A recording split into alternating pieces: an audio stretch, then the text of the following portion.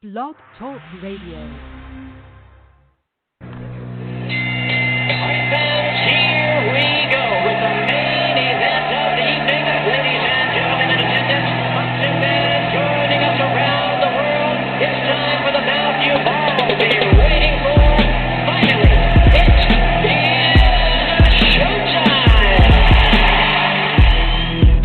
Man, we dedicate our life to this sport. We do thousands of sit-ups in camp. We run hundreds of miles, for the ones that take it serious. And we just dedicate ourselves fully to our craft, man. We watch tape. We have attitude, we rooting, and we go into that fight and to land on the line.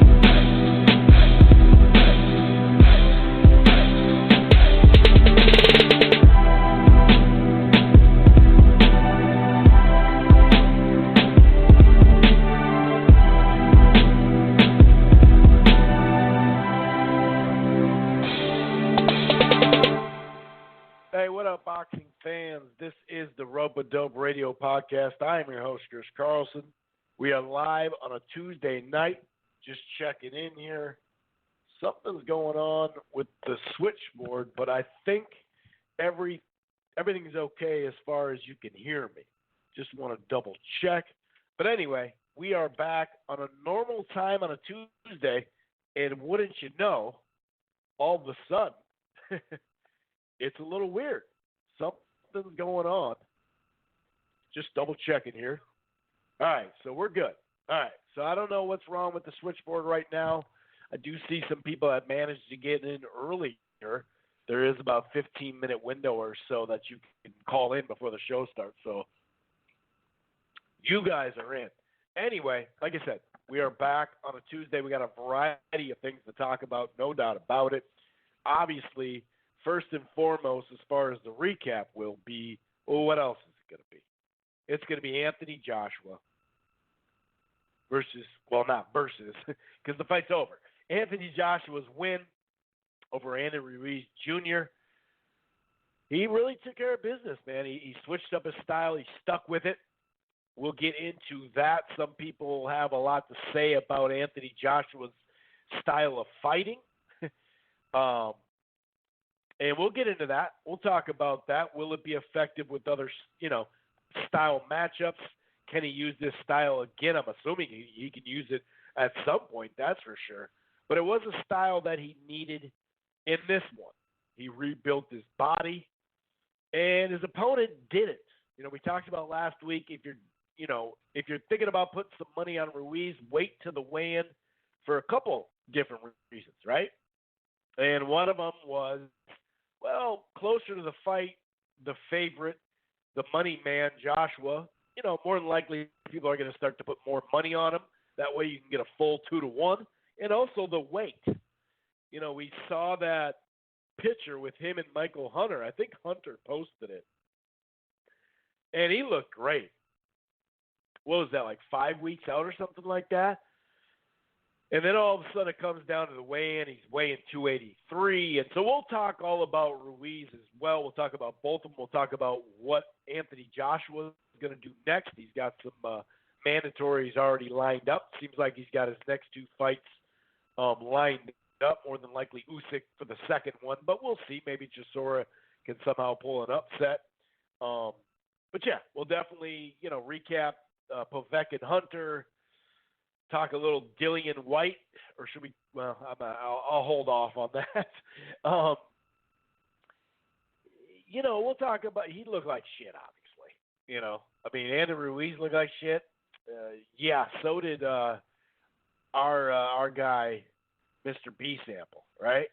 And by the way, he got cleared. We'll talk a little bit about, a little bit more about that. Just in the nick of time. Not that he probably could have done it.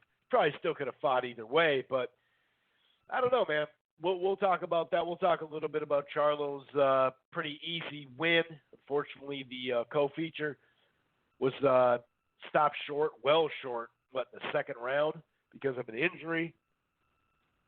Talk about the opener as well, but a lot of the talk here as far as preview and predictions will be Teofimo Lopez, and Richard Commey, along with Terrence Crawford, returning to the ring against the Mean Machine Kavalauskas.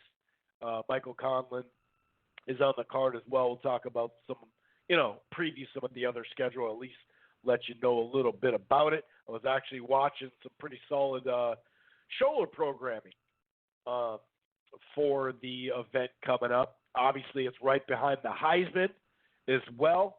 And so it's on, proper ESPN, which is really dope. Commey, and Lopez is one of the better fights on ESPN, probably the second best fight on ESPN this year on paper, and it's great that they have the Heisman. As far as it being on ESPN, I have seen this on Twitter. A couple of podcasts said this too. You don't have to worry about the start time because it's a Heisman candidate show. It's not college football. It's a show, so it literally has a time slot. And if you can believe it, when it comes to Fox and even FS1 with baseball games, and of course we know on ESPN their busy schedule, boxing, can start late on those channels. But that won't be the case because that's a show. Unless, like, the power went out, in New York City or something, or in the studio, I should say, and they couldn't do the show and it got delayed. But it's a show, so it'll cut off at the time it's supposed to cut off. It's not a game. So, and I always love it. It's the third year in a row they've set up boxing after the Heisman. It's generally the second or the number one rating that it gets. So, for ESPN anyway. So that's really cool. I really can't wait. I mean, I love me some Crawford, obviously on paper. Hopefully the Mean Machine can bounce back from, a poor outing in his last outing. We have seen that. If you look at Ramirez earlier this year against Zapata, he came back and looked really good against Hooker. Of course, Hooker's not Crawford, but also Sean Porter. Some people thought Ugas beat him. It was a very close competitive fight. And then he came back and did really well against Spence. So hopefully the Mean Machine can live up to his nickname. And so we'll definitely predict. We'll get a little bit more detail with the Teofimo Lopez and Richard Commey. I love that fight, man. You get an outside skill guy with power, and Richard Commey, who's just been in the scene for a while. He's come up short in some of his biggest fights. The Shabakov or Easter Jr., some people think he won one of those fights. I'm okay if you think it was a draw or, Commey beat Easter Jr. I did think Shabakov beat him, but that was a 7-5 fight. So very close. So I'm definitely looking forward to that. We do have some news, no doubt about it. Like I said, we will kind of recap what the folks on Twitter and podcasts and YouTube world and media are talking about after this fight. A lot of fanboys, haters. I have a lot to say about Anthony Joshua, as far as how he fought and all that. So we'll talk about that, like I mentioned. We'll also talk about a variety of fights that have been made or are is close to being made. We now know who Danny Garcia is going to fight January 25th. Don't get your hopes up. I'll just say that. Donaire looks like he's back in a title shot. We'll talk a little bit about that. We'll catch you up with Timothy Bradley's company man statement having to do with Crawford and Floyd. Espinoza, they got their first card, and a lot of people are dogging them for it because it's a lackluster main event. I don't mind the co-feature, but the main event's lackluster to say the least. He's got a couple of words to say about the Showtime schedule this year and about that Fox programmer as well. So we'll talk a little bit about that. I have a local update as far as the Minneapolis Armory, and, just a variety of other items we'll get to. Oh, we did get, since the last time we spoke, we did get the live gate numbers and the estimate for the pay-per-view for Wilder Ortiz 2. And no surprise on the pay-per-view, but, the usual suspects who all week, and really all month, but all week, we're talking on Twitter and went on podcasts and YouTube channels and all that good stuff, and they talked about how poor this gate was and how it's just losing its ass and this, that, and the third. Well, we got the gate number, and it sure didn't lose its ass. So there's a variety of other items that we'll get to in the news as well. Real quick, though, if this is your first time listening to the – oh, what the hell? Sorry. Just got a weird text. Yeah, try to call back, 646-381-4990. I tested it just a second ago. It was giving a little bit of issues. I'm not sure exactly. Sometimes that line is perfect. Other times it's not. Last show, they gave us a warning saying there might be having some problems. I didn't have a problem at all. So you never really know. As it gets a little later tonight, it should clear up. We were just getting out of the prime time on Blog Talk. But anyway, thanks for joining us. Either way, if this is your first time listening to the Rope It Up Radio podcast, you can find it right here on blogtalkradio.com/Rope It Up Radio. You can also find it everywhere. Apple Podcasts. If you rate and review the show there, it really helps. I've been forgetting to say that. And people just, don't do it. I'll just be honest. Player FM, tune in. We get a lot of listens from a variety of areas. Also part of or platforms, I should say. I suppose it's kind of an area on the internet, right? We're also part of the Grueling Truth Sports Podcast Network, which can be found everywhere, including iHeartRadio, Spotify. In fact, you can use your Siri Alexa to tune in and Spotify to find the Grueling Truth Sports Podcast Network. You can also look, like I said, for the Rope It Up Radio podcast. While you're at it, why don't you head on over to the gruelingtruth.net. They got a great sponsor over there, betnow.eu, with the promo code TGT. That's the gruelingtruth.net. It's boxing, it's football, it's basketball, it's baseball. It's everything in between. And before we get to this Joshua and Ruiz recap, one more thing. If you're thinking about cutting the cord, or maybe you have and you're just not happy, you just need something, you should try AT&T TV Now, okay? It is in a limited city range across the country. Minneapolis happens to be one of them. They have the 7-day free trial, but there's no annual contract. The plans start as low as $50 a month, HBO included. You can stream it anywhere. It has the cloud DVR, which comes in clutch for a sports fan and boxing fan, obviously. Try AT&T TV Now. It's streaming cable. But, yeah, it's available in Florida, California, Texas, parts of Texas, I think Houston, El Paso. It's in a variety of places. It's really starting to grow, and it's gonna take off here soon. It's a pretty good service. They just upgraded the service because I have it. I'm not just talking about it. And sometimes you go back and do a product, or maybe even like Skype, it has your reboot some stuff or update, I should say, update your phone. Well, I went in there, and all of a sudden, it's a different setup. And it improved it. It improved it. So, like fast forward used to be, you saw the seconds, right? Now you can see the screen again. Before you couldn't see the screen, what was going on. You could only say, all right, 2 minutes, I'll just fast forward. That'll be commercial break. Anyway, I'm rambling. Go figure. And if you can't hear, I am sick. I'm not like deathly sick. I'm okay. Don't feel bad for me. But it's freaking cold here. I know I live near Canada, okay? I live in, like, the most north city, coldest city, I should say, in the north, in Minneapolis, in the state in general. But not on December 10th. It's not -5. I think it got up to 5 today. It's literally, as I look, it's -4 right now. So, not a good look. It's a little chilly, but it's supposed to warm up, guys. It's going to warm up to -2. Actually, at 5 a.m., it's going to hit the -6. That's weird.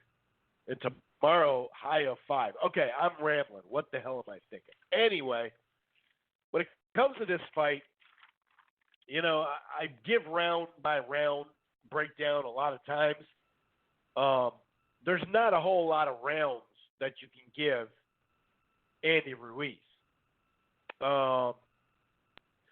If he showed up in better shape, would he have been able to, make it more of a fight and potentially not just follow him and throw more punches and not worry about getting tired? Sure, definitely. Would that have made a difference? We don't know, but when you see it in the ring, it doesn't seem like it would make a difference because Anthony Joshua not only had a different game plan to stay on the outside, to jab, and also to clinch, which helped with the jab and grab ref that we talked about, which I'm not ripping, by the way. That's boxing, dude. I'm not ripping that. And even when I say jab and grab, that's what he was doing. He was moving and jabbing and grabbing, and then, at times he'd lay that right hand or a left hook or a nice uppercut. I thought he went to the body well. But you could really see that it was mostly the jab early and some movement. And he landed a really nice, I think, 2 right hands in that first round. Right near the end of the round, he cut him right away. And started, like I said, adding that left hook. Now, Ruiz, as the rounds started going on, he did start to land some decent jabs. He did get some left hooks. But it was AJ being smart, not throwing combinations. That's one of the things that I talked about. Is he going to throw combinations? I doubt it. I doubt he's going to really throw. And when he did throw more than 1 or 2 punches, he started getting clipped a little bit. When I say clipped, he started getting hit. I'm not saying he was hurt, bumbling and stumbling, but he started getting, some left hooks back, basically. And he figured, well, shit, if Ruiz isn't going to be able to cut the ring off, which, by the way, was a 22 by 22 ring. I read an article, and I don't necessarily believe it, but they said the June fight at Madison Square Garden was 18 by 18. I'd be really surprised if it wasn't 20 by 20, but I didn't see the measurement that night, and it wasn't like people talked about it. So I feel like this article got it wrong, but I could be wrong too. But yeah, I'd be surprised if it wasn't 20 for 20 or 20 by 20, I should say. But it just really doesn't line up to do that. I mean, they didn't think Ruiz or Miller was going to be on the run from Joshua right in the first fight, but they did know he was going to move. So they got the ring 22 by 22, which is kind of funny, but hey, that's what you do. So yeah, there were some slow rounds. Like the 4th round, that was a closer round. You could see Ruiz actually started to close the gap a little bit, and he did start to seem like he timed AJ a couple times, but it probably still was an AJ round, and he did some stuff late. I think Ruiz kind of tightened late. So, I don't know. That's one round you could maybe go, okay, that could be around there. But then it was basically like jabbing and grabbing. And like I said, from time to time, Ruiz would land a counter left hook, but it really didn't matter, It really didn't matter. He'd have some moments, Ruiz would, but it really didn't matter, dude. AJ just controlled him with this distance. He fought smart. He started landing some heavy shots from time to time, especially with the right hand. In the 8th round, I did give Ruiz the 8th round because that's actually where they started to minorly exchange. And there was a couple times where, and maybe like 5, the whole fight. I don't even know, but there was a couple times where it looked like Joshua was going to start to exchange, and he's like, nope. He either grabbed him or he just dipped. So it was impressive. So at the end of it, of course he got on his bike. He got on his bicycle near the end of the fight. It turned into a 10-speed at times. It was a moped, but when you're up on the scorecards like that, what are you going to do? Like, are you going to sit there and let him win the fight by getting, caught with something silly, especially based off the first fight? No, you're not. So, obviously easy scorecards to read. Was there a 10-2? I think. I can see 10-2, maybe 11-1, whatever. I can't really give. The 9-3 is that. That's about it. You can't. Like, I'm not saying 9-3. I'm saying, like, you can't really do much more than a round or two, because Joshua fought the right fight, and since there's not a whole lot of debate within, who won the fight, obviously, there is some debate on the outside and just a lot of people talking about Joshua. Obviously, a lot of people talking about Ruiz for good reason. We'll stick to Joshua for a little bit here, and I'll get to Ruiz. We're not going to leave him alone. I am really glad that I waited for the weigh-in, but we'll get into all that stuff, man. And I'll admit it, I did. Once in a while, the favorites tend to win. I did pick Ruiz on the show, and I predicted him in an article that I always have to send in before the weigh-in. Once the weigh-in was there, then you're like, okay, some of these recent pictures turned out to be true. I mean, dude didn't even have his shirt off yet, but we'll get into that. I keep saying we're going to get into it, and I'm going to go back to Joshua because he won the fight, and kudos to him. There's a couple of things that I liked about him. I wondered if he could move the whole fight without getting gassed. Well, in this fight, he did it. Now, like I said, are there more pressure fighters than what Ruiz? Are there some other pressure fighters that, that are going to be better and they're going to be able to close the gap than Ruiz? Sure. Yeah. I mean, Wilder can come forward, but Wilder doesn't just try to cut the ring all the time either. You know what I mean? He's kind of in between. He's kind of all over the place, really. So, it was really smart to stay on the outside the whole fight. I wondered if his defense could hold up. He was smart. I talked about the jab and grab, or once he got a nice shot in, then grab him. He did a really good job at that. It was kind of funny to see Ruiz finally started responding to it, and he started hitting him on the break. And it's like, well, if you got one hand free, you are the one, grabbing. So you can't be mad if the guy hits you on the break a little bit. Josh was like, what the hell? That's what we're going to do. Come on now. You got to know that's coming because, and I'll say this, he responded too. He started hitting him too. So that was impressive that he was able to do that the whole time. Like I said, are there some pressure fighters that would put more pressure on than what we got out of Ruiz? Would a better shape Ruiz do it, put more pressure? Yeah, he'd be more dangerous, whatever. But that didn't happen. And like I said, with that reach and the way he stuck to his game plan, that says a lot. And he reworked his body. For a couple of years, the UK fanboys, not UK fans, I love UK fans. I'm talking about the fanboys for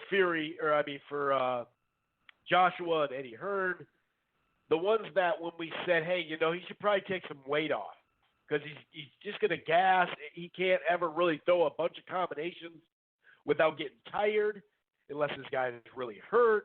We saw against Vlad that he was tired for like 2.5 rounds. And for a couple of years now, the people that have said that, it's really obvious. We weren't, ripping Joshua, but it was pretty obvious, especially if he planned on moving. And so kudos to him. There's a couple of things he did different.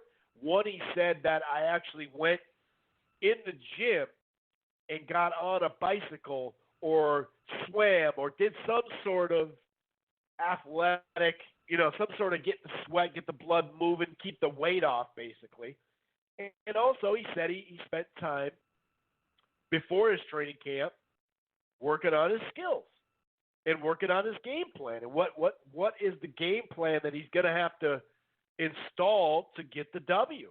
And that says a lot. He kind of explained, and it makes sense, now when you think about it. He kind of explained how he really didn't, work on his craft outside of the training camps much anymore. And he said Sometimes he put on a little bit of weight. You can't really tell with him because he's a sculptor, but he said it. And then he said, so I get back in camp and I do too much weightlifting, he thinks, but he would just kind of work that into shape and he'd kind of get bulky because that weight wasn't off him.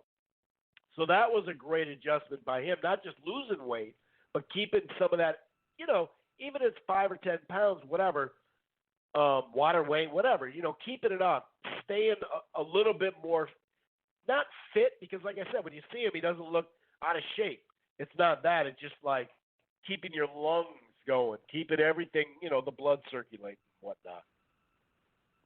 Doesn't mean you got to put in a full training camp all summer or nothing, but you work on your craft. So that was big. That was a big adjustment, and he did it. He did it. And so however you think about how he got it done, that's cool. I mean, I've seen plenty of folks, like Dan Raphael say, from ESPN. I remember the fight with Rigondeaux and Donaire and how him and his editors, same with Kevin Iole and his editors. I bring up his editors because, the title of the story is not necessarily Dan Raphael, right? But they were basically like saying he didn't do himself any favors, basically like that was a bullshit way to fight in a sense, you know what I mean?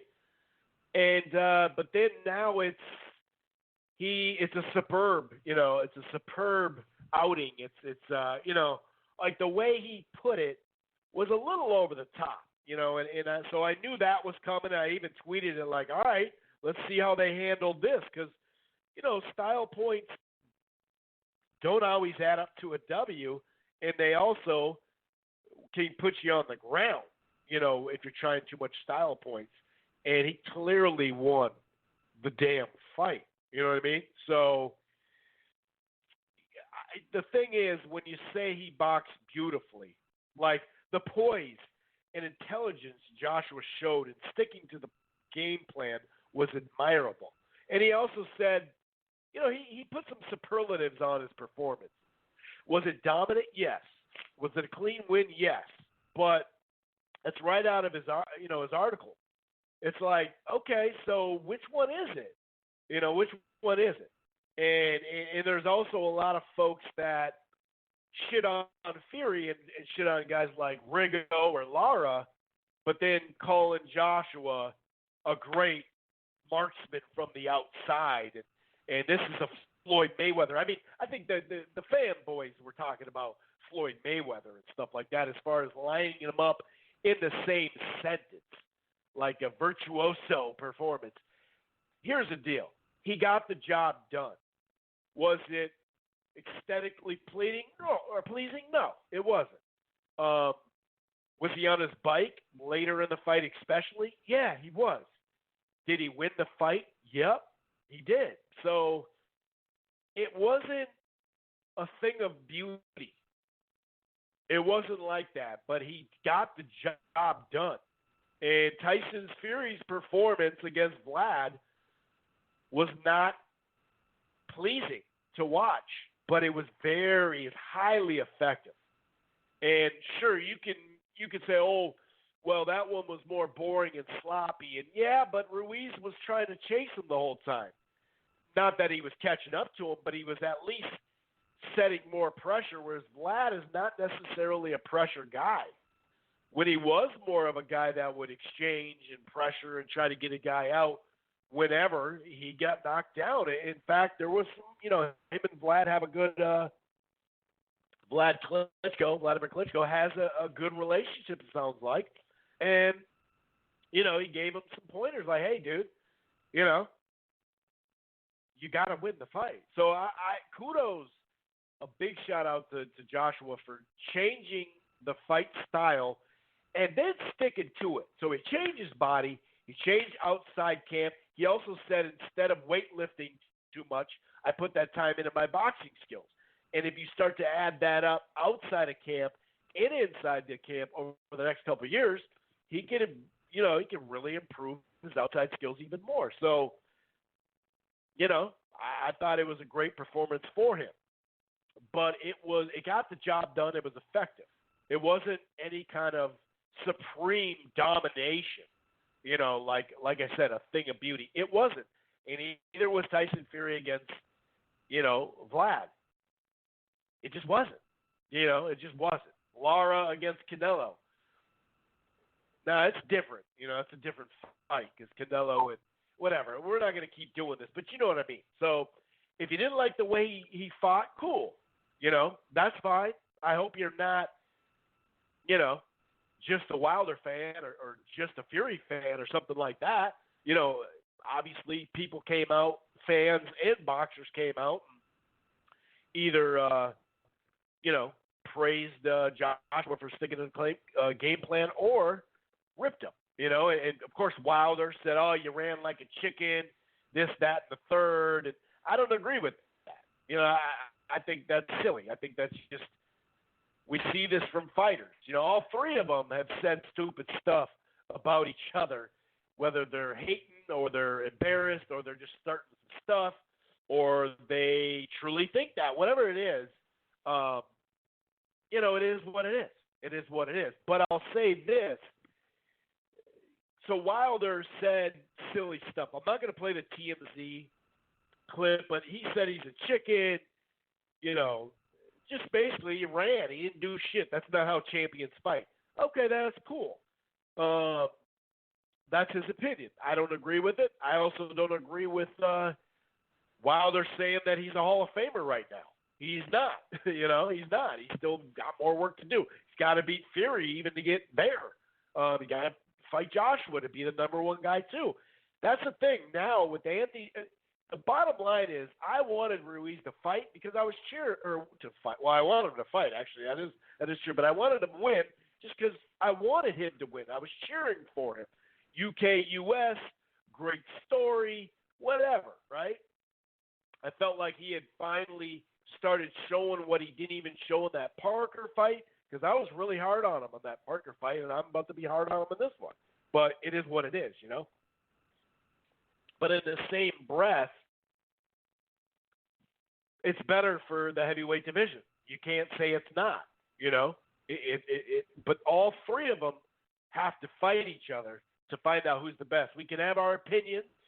We can say this, we can say that, and someone's going to be right in there, right? But I think there's enough to go around now with these three that they bring certain things to the table, whether it's skill, power, chin, whatever. Wilder and Joshua still have room to improve their game, whereas Fury seems like he's got his style, and now he's just in great shape.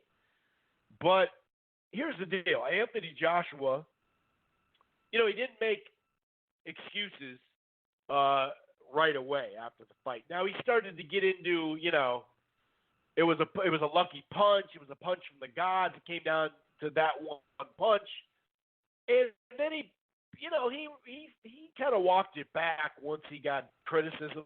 He tried to say, well, what I meant by that was, and we see that with fighters all the time. But here's something that is actually kind of like, oh, really, Joshua? So here's, and like I said, I don't agree with Wilder on his take of the fight. But this is what he said to fans and to Deontay Wilder for the criticism.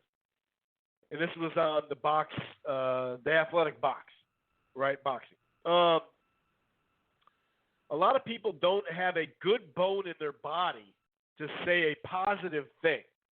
So when you say that, when you start with, he doesn't even have a good bone in his body to say anything positive.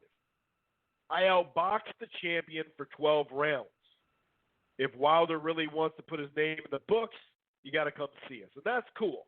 But to say he doesn't have a good bone in his body, he doesn't have a good bone in their body, and he meant him and the other people, the haters, whatever, or people that complained. I outboxed the champion for 12 wins. Basically, isn't a win good enough? And I hear him on that. I do hear him on that. However, that's something now that he's changed. We know that he's changed.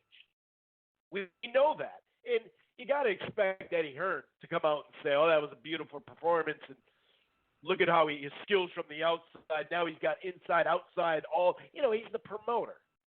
He's the promoter. Now, Joshua had some other words about Fury's performance against Vlad using an outside game plan. Now, whether you like whichever game or fight better or worse or that was sloppier or boring, whatever. The point is he was on the outside moving and he was clinching. And that's what he was doing. Now, he landed, like I said, left hooks, uppercuts, really clean right hands, but that was just time to time. That was time to time.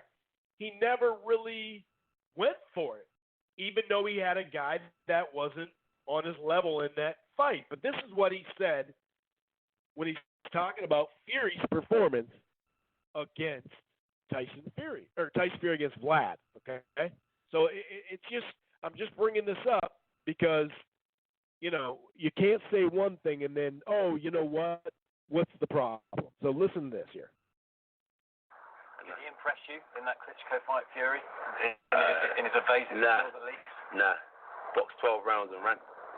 Don't respect that. As I always said, like, if I'm the king of Dubai in the olden days, and different empire comes to take my territory, you don't come and steal my treasure.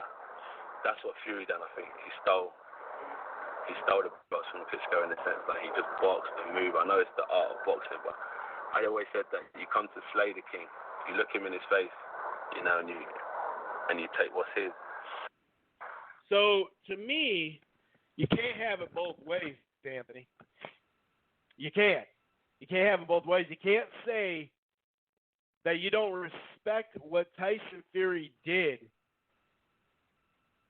You can't say that. I don't respect it. What'd you do? Outbox him for 12 rounds and ran around? No, you got to slay the king. This is out of the horse's mouth. This isn't me making up some shit or some random quote. And here's Eddie, this is a lot more expected out of a promoter, obviously. I mean, I'm assuming Fury's going to go in and try and dance. Of course, the only thing he can do. Yeah. He can't do anything else. Yeah. It's the most boring style in boxing. Fury. You Don't get me think wrong. so? Oh, mate. Don't get me wrong. Fury is like awkward, skillful, but mate, is it awful to watch? So that's Eddie, though. You know what I mean? And it was a boring fight. So he makes a good point there, but and I'm just gonna play it one more time. Did he impress you in that Klitschko fight, Fury? In his evasive skills at least? Nah. Boxed 12 rounds and ran. Don't respect that. As I always said, like, if I'm the king of Dubai in the olden days, and different empire comes to take my territory, you don't come and steal my treasure.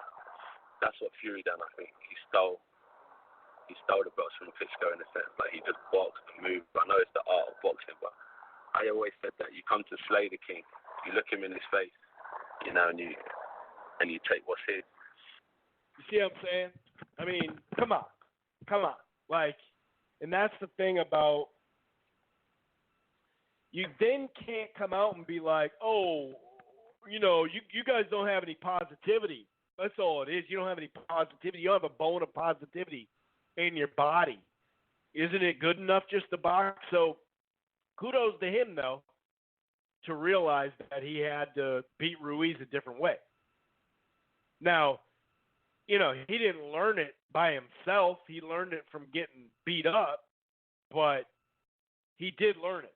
And that's a lot bigger than what a lot of people want to give him credit for. I'll say that for sure. And, I'm not going to let him off the hook that easy. And this is the thing with Joshua and other fighters. I mean, Floyd Mayweather, remember he was talking about, I'm going to let Cotto fight at his natural weight, not what Pacquiao did to him.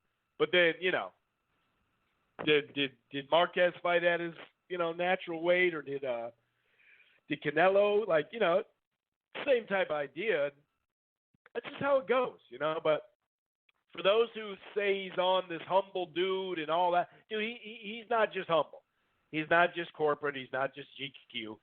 And he doesn't like it when people say stuff or when he all of a sudden And nobody does. Who likes it? You know what I mean? Who likes it? I'm just saying, like, you can't sit there and whine about people, you know.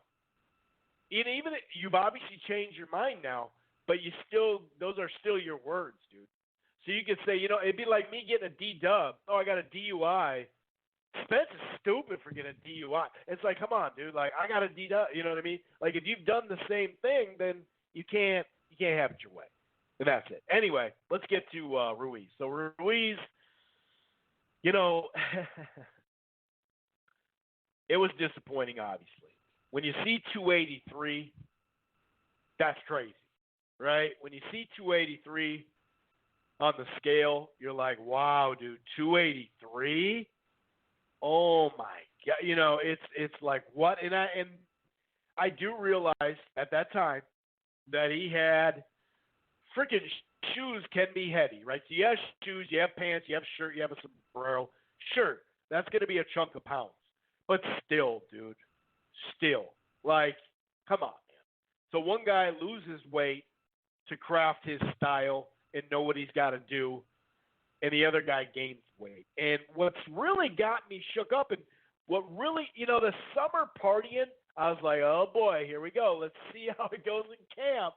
I got to see some pictures out of camp, you know. But when you look at that Hunter, I think Michael Hunter posted it. It was after a sparring session, or at least after a workout, I'm assuming a sparring session. When you see it, I mean, Ruiz looks in great shape for him. And that right there made me go, okay, dude, he had his fun in the summer, but you could tell he's working out. Remember, they were talking about, you know, his dad was talking about, here we go, like, we're going to make this weight. I actually talked about it on the show. I was like, okay, so maybe that summer partying didn't get him as bad as we thought.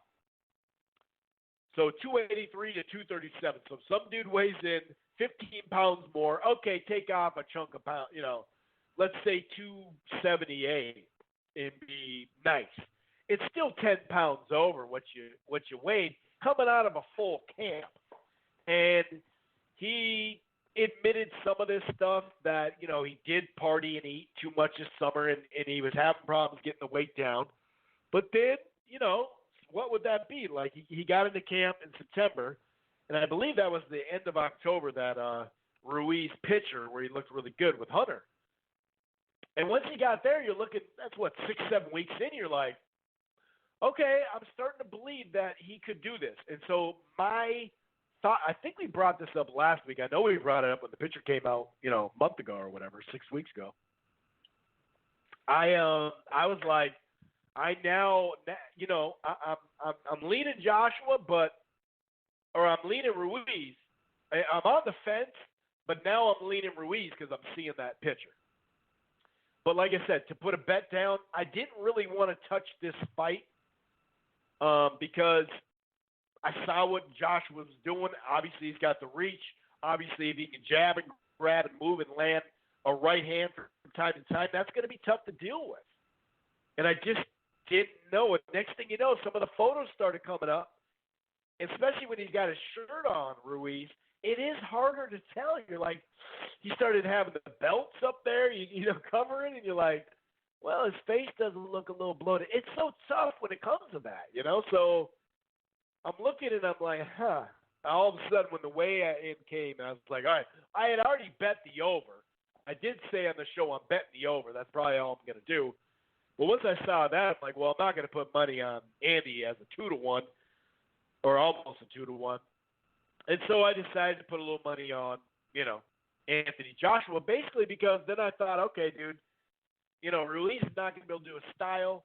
Joshua's definitely ready to go. And you're not going to get in boxing, you don't get too many, you know, like Ruiz is a 2-1 underdog, but his next fight, and even against potentially Usyk, when you're a strong favorite, especially when you have a fan base, it's tough to get these guys, you know, as a 2-1 favorite.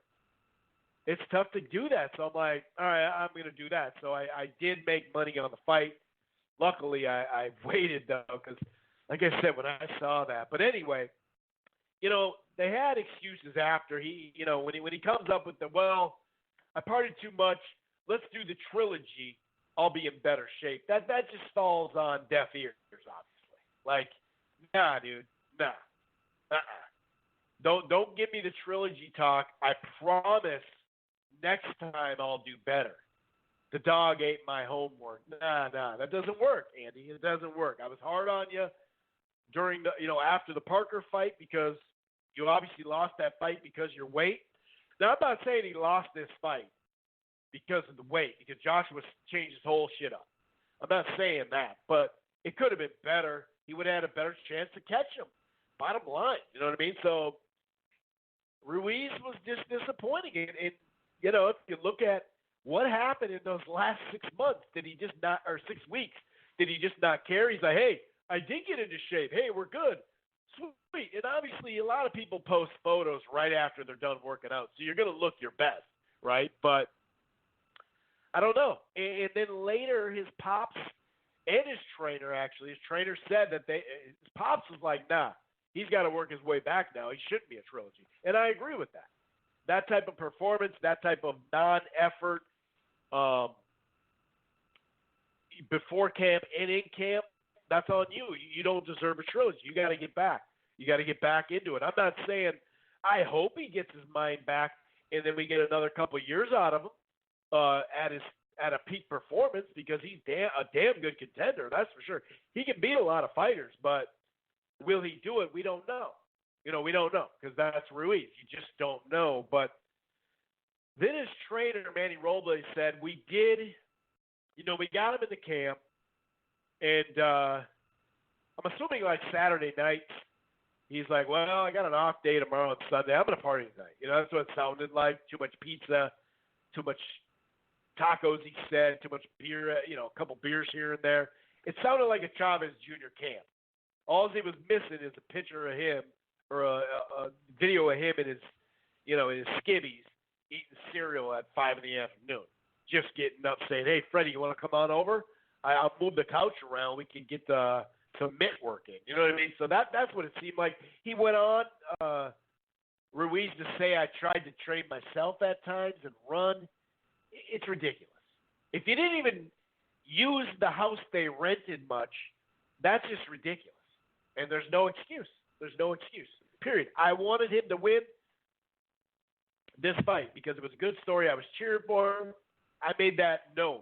I don't do that much. This one, I did be like, hey, man, let's get this U.S.-UK rivalry going, And I even put out, I'm half Mexican. And so, yeah, I was cheering for the guy. But, you're critical when you're critical, and you're going to throw superlatives when it's needed, when it's fitting. And this is not fitting. But back to Robles, his trainer, he said, so we got him in shape somewhat, right? But then the last, 5 weeks, I couldn't push him because we had an injury. And you're like, I don't know what to believe. That makes sense. He got in somewhat decent shape, but he couldn't push anymore because he got hurt, hence the gaining weight. Maybe he just was like, hey, I'm looking pretty good in this picture. It's late October, dude. I'm good. I don't want to overtrain. Let's not overtrain. He made excuses. Gained a bunch of weight. Said, screw it. Remember we heard that it wasn't a rumor per se. It could have been a lie, but it wasn't a rumor because it came from Robles and his dad, and I believe Andy. They said, he lost some weight from the summer game, and he was feeling drained, so he put some more weight on. Well, that was probably to explain either him slacking or the injury, or what I'm thinking is a combination of both. Sure, maybe they tweaked an ankle and they couldn't do all the road work and all the stuff that they wanted to do. But it just doesn't automatically put that much weight on you. Now, it doesn't mean you're not gonna be able to lose weight if you can't run properly and have full workouts. I get that. Remember, big dudes, when they sit down, they gain weight. You know what I mean? I get that, but it doesn't mean you're going to gain an additional 10 or 15 pounds. You can still eat right and swim and do some stuff to keep you moving so you're not gaining a bunch of weight. Either way, reasons excuses. We always say that. If you tell us that you gained this, you felt a little like you had lost too much weight in a little amount of time, and you put it back on, that's your own fault. You shouldn't have had to lose that much weight in the summer. Or from the summer, I should say. But anyway, it does suck, though. It does suck. It definitely sucks, man. It's too bad because there was a lot of hype around this fight. And for those who've been watching boxing, I tweeted this as well. For those who've been watching boxing for a little bit now, we all know that some of the most anticipated fights either are one-sided, are slow, they don't turn out. I mean, Manny Pacquiao and Floyd, people were, destroying that fight for a long time. They still are, for a long time. And so the whole thing of, oh my God, this is the worst thing ever and all that stuff, that's just like, come on, dude. Like, we've seen this with anticipated fights before. Now, it did what seems to be their biggest rating worldwide, 1.8 million worldwide, streaming on DAZN. They said they picked up right around per Coppinger. They said they picked up right around right around 200,000 new subscribers. A good chunk of them coming from the States, which is no surprise there. Case in point, as far as the ones that were signed up from the KSI, and of course the Canelo fan base too.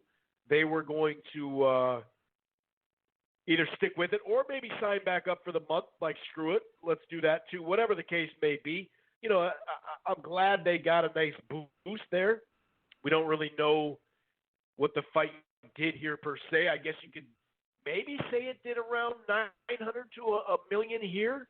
That's based off 600 to 700. And the peak number, I'm talking about 600 to 700, somewhere in that range, for the Canelo Jacobs back in May. And it did 1.2 worldwide on DAZN for the whole streaming service. So that's basically the numbers we have to work, that we have to work off of. I don't know. It's tough to say, because they don't release a bunch of numbers. So it is what it is.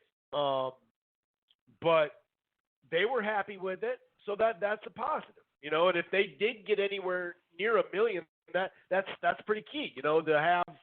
They got a lot of hype after the fight. It wasn't a fight that was watched majorly, especially here at the time. But, the hype after it was huge. And they did run a lot of commercials during NFL Sunday Night Football at NBC through that NBC stuff they got, because they have the NBC Sports Network stuff that they put on shoulder programming as well. And we even saw it like on TBS and that type of thing when it came to baseball, baseball playoffs. It was kind of crazy, though. I talked about how they should have put a date there, and I understand they're trying to get people to download, and so they just figured maybe they'll just download it and be like, hey, screw it, man. I don't know when the fight is exactly, but I'm going to go to the site. And so I kind of understand it from that point a little bit, but put the date on there because there was a lot of confusion with, I got a text, I talked to someone at a bar, someone just saw the last couple rounds, someone didn't even, that happened? I was pumped for that. I didn't know that was this weekend. I saw the commercial or I had been anticipating it, whatever. But either way, if they're happy with the number, then they're happy with the number. You know what I mean? At least it's a better number than what they got in May worldwide and assumingly here. And, the KSI, what is it, Logan Paul rematch, right? My nephew was into that, so he still had DAZN for a couple days, so he watched the fight too. So I'm sure there's just a combination of that type of stuff. So either way, there was some other stuff to talk about. Will he use that exact same style against a guy like Wilder? No, he'll probably be more at the mid-range and just not exchange. I don't see Joshua exchanging a lot in that fight with Wilder. The Fury one is going to be interesting because he's going to have to come forward or at least stay at range. And Fury's not afraid of, quote-unquote, stinking the joint out at times in a fight. So you never know. You may have a little impatience. You may have some crazy booing going on, and you just never know. You just never know. Maybe he, maybe he'd come forward a little bit more. Maybe he would just box him in the middle and try to do that with Fury. I don't know, but I doubt he's going to use that. I just think overall he's got a chance to become better skill-wise because of what he's doing if he remains doing it, out of camp and during camp, which can be pretty damn good for him. Both him and Wilder got to the sport late, as we know. So, we'll see. We'll see. We will see on that. And it does look like they're allowing callers again or whatever. Something was up with that. I don't know. But yeah, it does look like you're good to go. And I have seen. I just hadn't been paying attention for some reason, but I do see more people in there. So hopefully that stays afloat for everybody.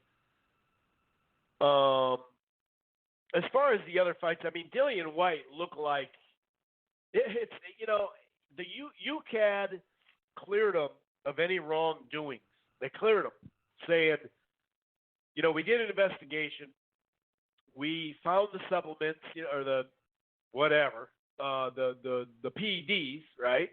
And they said it was a small amount to where it was a false positive, basically. Like it was just a trace amount, yada, yada, yada. And they surprisingly got the announcement quicker than they have. If you look at some of the other ones, if you look at, what's his name, that American fighter that went over, God, I can't remember what his name is. That fought over there, he just got suspended. Why can't I think of his name? But either way, look at the Tyson Fury. There's been some random stuff. And for UKAD needs to change some of their stuff here. They need to change some of the rules, some of the way they go about it.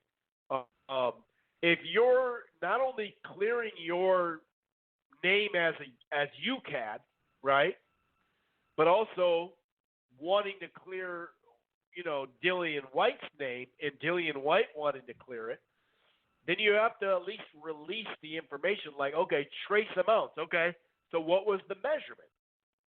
Like it only helps your case if you release the measurement of the trace amount because, we've had a fair amount of trace amounts.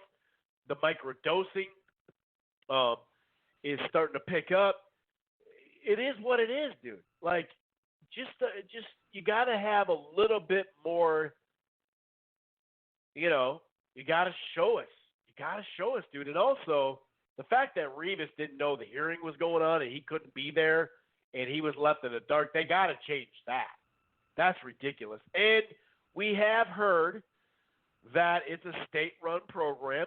They don't, they don't have a bunch of funding. So, I guess some people think if you, like Tyson Fury did, if you threaten to sue him and get a good lawyer, they basically can't handle it. So that's alleged. That's what it seems like. It makes sense the way the folks in the UK are talking about it, the information I've read. But you just got to have full disclosure, dude. And full disclosure the night before or the day of the fight to have a hearing and not have the other team involved, it's just shady. There's just no way around it. That's shady. I'm not saying that's Dillian Whyte's fault. It's UKAD. What the hell is that? And like I said, transparency, nope. And then to not release the amounts, the trace amounts, is just not transparency, especially when it gets released from a variety of sources, from VADA and USADA, and we've seen this stuff. So we want to see the measurement. I'm not saying I'm a scientist, but you have other measurements to measure it to, right? To compare it to. So it's not much to ask. And but here's the deal. Whether you think it's shaky or not, he got cleared. There's no denying that. He got cleared.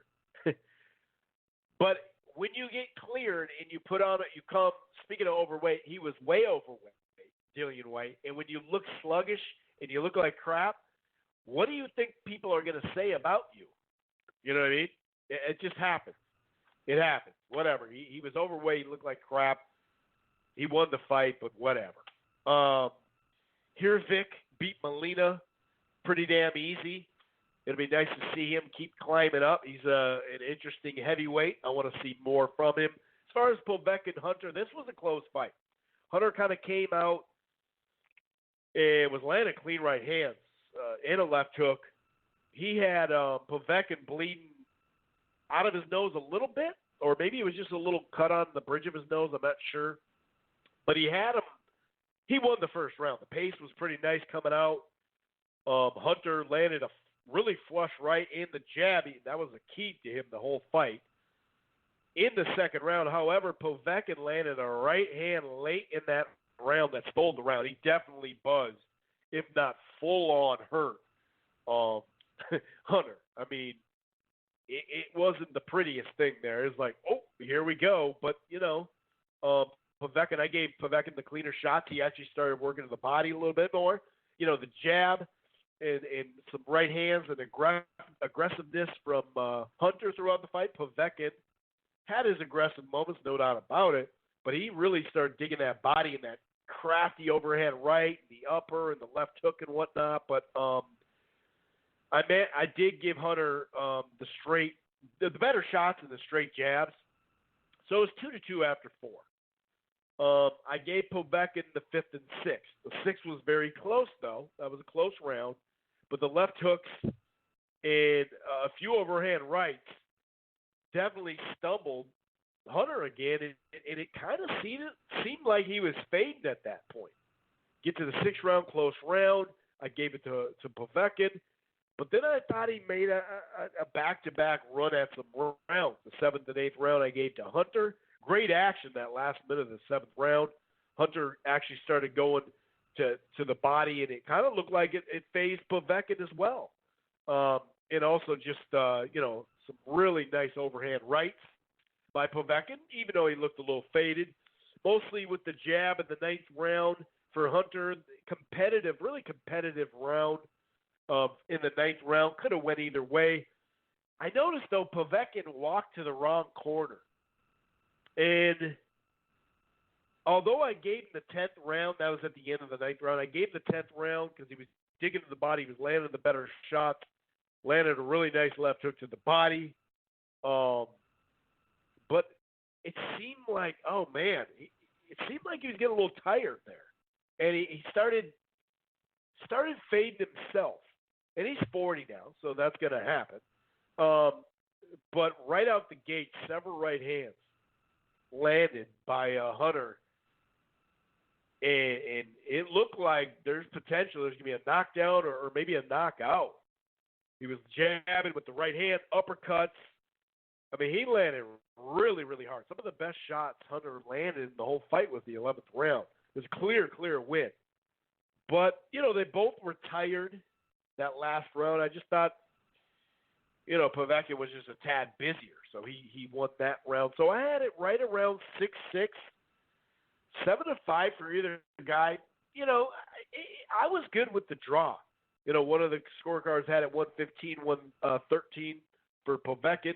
Same score for Hunter, 115, 113, and then 114, 114. So, like I said, I was fine with the draw.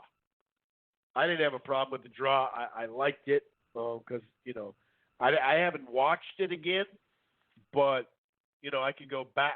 I could go back and maybe score a couple of those rounds differently, or there was like one in there. I don't know. 6-5-1 for either guy. I don't know, but I was good with the draw. It was a good fight. Do I want to see it again? I'd see it again. But if they moved on, it wouldn't be the worst thing either. But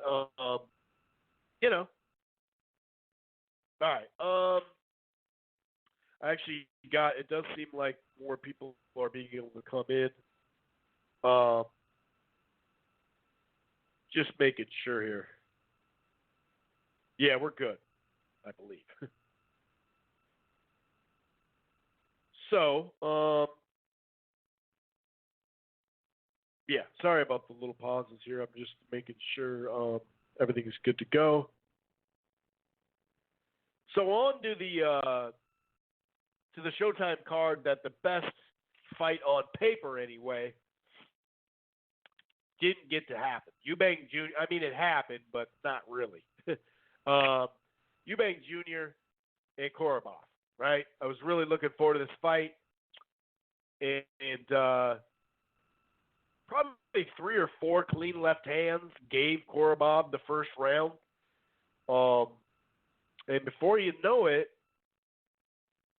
his left shoulder, I believe, he just had an injury. Korobov was like, you could see maybe he threw it and maybe he heard it. That's what it looked like. And he was throwing his jab, his right hand, and all of a sudden he's like, I can't even do it, dude. I can't do it. And he was done. It was kind of weird because the ref was like, okay, hang on. Let's call a timeout. Let's talk about this. Let's talk about that. It's really like, are you good, dude? Because forget the doctors. Because what are the doctors going to say? Yeah, he's good to go. Okay, I'm good to go. No, he stopped the fight. The ref didn't stop the action to go talk to the doctor or to assess the situation. The fighter walked away. So at that point, you go, hey, are you good? Can you continue? Okay, it's over. You got to kind of jump on that, but whatever. You know, you can kind of tell Korobov wasn't going to fight. It's too bad too, man, because like I said, I was happy he got this type of fight, and maybe he was going to be able to do what he wanted, what he came to do. But who knows? We'll never know now. So that was unfortunate. That's boxing, though. It does happen. But it sucks, obviously. But what are you going to do? As far as the main event, pretty much played out how we thought. You had this just this herky-jerky style that Hogan has. He's just kind of a funny cat, dude. He actually has good reactions. He has good reaction time. But I don't know. It's just kind of weird, dude. It's just a little. He's just got this awkward style. But like I said, he really reacts to what the fighter's doing, which obviously is awesome. But in the long run, it may not be the best defense, right? Because we've seen plenty of guys that were on a much higher level, even a la Roy Jones, Nonito Donaire, a couple other ones that once not Roy Jones, I just said that. Somebody else I was just about to say. But anyway, you get the drift. Once your timing and your skills slow down and your reaction time slows down, it's not the best way to fight. Let's put it that way. But anyway, there wasn't much to this fight, obviously. I didn't give Hogan a round. I did like how I thought Charlo fought a good fight, though. He had a stiff jab going. He was cutting the ring off. He was landing the cleaner shots. Left hooks, a couple uppercuts. He landed that nice shot for the knockdown. It was like an uppercut hook, like a 45. And it actually flipped him over. Remember Timothy Bradley did like a slow flip? Was that from Povetkin? Was that the Povetkin fight? Remember that? We've seen other fighters do it. But he's so crafty that Hogan literally, he did it all in one move. He got up. He's like, I'm good. We're good. And he had this smile on his face like, yeah, I fucking saw that. That just happened. Yeah, that happened. Fifth round, though, several left hooks. Charlo just busier. The ducking and dodging. A few lands. He did catch. It was a nice left hook, actually, that he caught. He caught Charlo off balance. I think that was like sixth round. But then the left hook caught him clean. TKO. It was a wrap. He was fainting, and he was kind of juking him. Feint, boom. And he landed. It was kind of an adjustment shot. Nice punch by Charlo. He got the job done. which is no surprise. And, you know, he has Eubank Jr. in his scopes. He has Derevyanchenko on that side. So those are good fights. Those fights, at minimum, need to happen next, you know, for sure, at minimum. He needs to fight Eubank Jr. and or Derevyanchenko, whatever the case may be. That should be his next two fights. You know, let's say Derevyanchenko gets on his good foot, you know, next year. And what I mean by that, you know, he gets the ball rolling, gets kind of a tune-up, and he gets hurt or something. Well, okay, that's different. But Charlo needs to fight Eubank Jr. or Derevyanchenko next. We did hear the Andrade stuff, right? We heard the Andrade stuff from both sides. I actually tweeted both articles to try to keep it straight up. And, you know, they're both saying the same stuff, basically. You know, they're saying this guy's hiding behind this guy's hiding behind that. In fact, let me see here. I do have the quotes from the Boxing Scene articles. I think one was Idick and one was Donovan. Yeah, so here's one. I'll tell you who it is here in a second. And, you know, I want to see the fight too. And now it does seem like Canelo more than likely is going to be at 168. We don't know that for a fact, but we think that. So if Canelo's out of the division and Golovkin's got to stay busy fight, and they're looking to match him with Canelo, you know, Andrade signed a deal. What is it, his third fight, I believe? Third or fourth fight streamed on DAZN. I think it's third. You know, he hasn't got the big fight either. That Billy Joe Saunders, that's not his fault, obviously. But, you know, he didn't get Golovkin or Canelo. It wasn't any close to it. So, you know, the whole, you know, Charlo should have went over there and signed a deal. Well, Andrade went over there and signed a deal. How'd that work out for him so far? I mean, financially it's nice, but it's not like Charlo is not financially doing his thing too. Here's what Andrade had to say. Funny, because Charlo said just 2 weeks ago that he's willing to do a one-fight deal with DAZN because he's his own promoter. And now again today he says he's his own boss with Lions Only, but now he needs me to go over there and fight him when I'm under contract and he knows it's not up to me. That's bullshit. If Charlo really was his own boss and he wants to make the fight, he'd make a phone call. Eddie's already publicly said. Now, Eddie publicly said this, but Eddie's publicly said a bunch. So we got to see if he's actually going to send the one-fight deal. But I think he will, just because he knows he's not going to be able to fight. You know, he's not going to have Andrade fight anybody big over there, it seems. Even though, you know, he's got – we went over it last week, what he has over there at 160 and 168. So, you know, I hear I hear Andrade on that side. Charlo, this is what he said.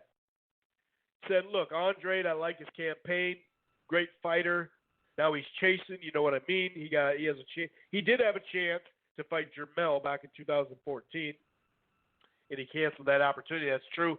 We know Andrade's had management issues. He's also made some poor decisions, so it's not everybody ducking him. We already know that. That's well documented for sure. Charlo has a point there. That was back in the day. Now he's hiding behind his network right now. I'm not. I'm Lions Only. It's all over the ring. Come on, man. We're not going nowhere. We're not scared of nobody. This is what we do, bro. We fight, bro. We fight, you know, to feed the family and all that good stuff. One more quote here from Charlo.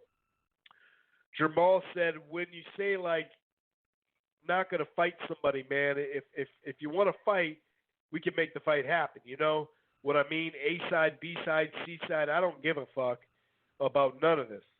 We're going to make the fight happen. Demetrius wants to fight. He can get that work, too. He knows how to get it over here at PBC, whether it's Showtime or Fox. Just like he went over to DAZN and, you know, how he'd get his ass back over there. Oh, he knows how to get. That's right. That's what he said. I forgot about that. Let me straighten this out. There we go. Just like he went over to DAZN, he knows how to get his ass back over here. That was by Idick, and the first one was Jake. And they're going back and forth. And I've said this from the start. Heyman wants Charlo to fight Golovkin or Canelo or build his name without taking a risk against Andre. Because they figure, well, why not, why make that fight when we can make the bigger fights? Or we can keep building them over here and we'll make that fight some other time, whatever, right? And, Jamal has, Golovkin's been, called to fight him. He didn't want to, I understand. He took the Derevyanchenko fight instead, no big deal. Well, the first time they called for it, he took the Canelo fight, but he was thinking, hey, I might as well wait in line for Canelo or Golovkin or whatever. Canelo won the belt. The franchise champion WBC stepped in. And we know the WBC belt is now the full belt. I have, quote, finger quotes, the full belt. It is what it is. But that's not his fault. But I get it. Like I said, that's why I think Eubank Jr. and Derevyanchenko have to be in 2020. Now, on the Andre side, I've said that too. They want him. They don't want him. They weren't even talking about the Jacobs fight, and they're on the same team. Because why do the Jacobs fight? Why not do that when Andre's already got the rub? Then that's a bigger fight in the Barclays or in Madison Square with him and Jacobs. Why not get the rub from Canelo or from Golovkin and see what happens and then fight Jacobs? And that's on their own thing. Like I said, he went over there. He hasn't gotten either of those guys. He hasn't been even close to it. And like I said, obviously the Billy Joe Saunders, that's not his fault. That was going to be on DAZN, right? Or was that on HBO? Shit, I forgot. I can't remember now. I think that was going to be on DAZN, right? I can't remember. But anyway, I think that's where we're at. I hope the best for Andre. Maybe they got to make that Jacobs fight. Of course, that's at 68. So, because we know Jacobs is getting back against Chavez Jr. at 68. So, I don't know. Do I want the fight? Fuck yeah. I just don't think it's realistic right now. I don't think either side wants that fight because that's the least amount of money for too much risk. Not the highest risk. Canelo is the highest risk, but it's also the rub, everything that comes with it or could potentially come with it. So I've said this from the jump. I've been pretty, just sitting right there on it, and here we are. And like I said, it's not like Andre's got big, he didn't get those names either, and they got 3 middleweights over there. So it is what it is. Let's just hope they have quality fights. And we already talked about the lineup in which now he's got, Derevyanchenko is a good fight. It really is because they can say, well, some people think Derevyanchenko beat Golovkin. No matter where you think Golovkin's at in his career right now, some people think that, and that's what you can do. You can say, hey, I beat him way better than your man, that type of thing. It's like, it is what it is, I don't know. I think that why not take it? Why not do that fight? Eubank Jr. Okay, I'm going over shit. So anyway, that about wraps it up for the recap. From my end anyway. We got about 24 minutes left of the live stream. 646-381-4990 is the number to call. Hopefully it doesn't tweak out on you guys there. We will be getting into this Terrence Crawford, Bud Crawford return. He's got a lot to say lately because, it's media week. So I'm glad that he's, Crawford's been vocal this week so far. He's been saying, hey, I got more, Well, actually, let me give you his quotes here. I think I got them. You hear me struggling with that. I got. What is that? That's a song, isn't it? Anyway, no, he's been saying a lot of stuff. He basically says, "Hey, I've already done more than all those welterweights. In my career, I've accomplished more than all those welterweights over on the PBC side besides Pacquiao." That's what he said. And, everybody has, when everybody has their opinion, he's obviously going to think that. His resume, you have Postol, you have Horn at the time was a decent win, right? You have Gamboa when he was undefeated back in 2014-ish or something like that. Indongo's a good win, but it's not any kind of high-level win.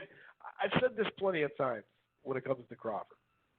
It is what it is. Like, whatever you say about him, he was talking about, he was trying to line up his resume with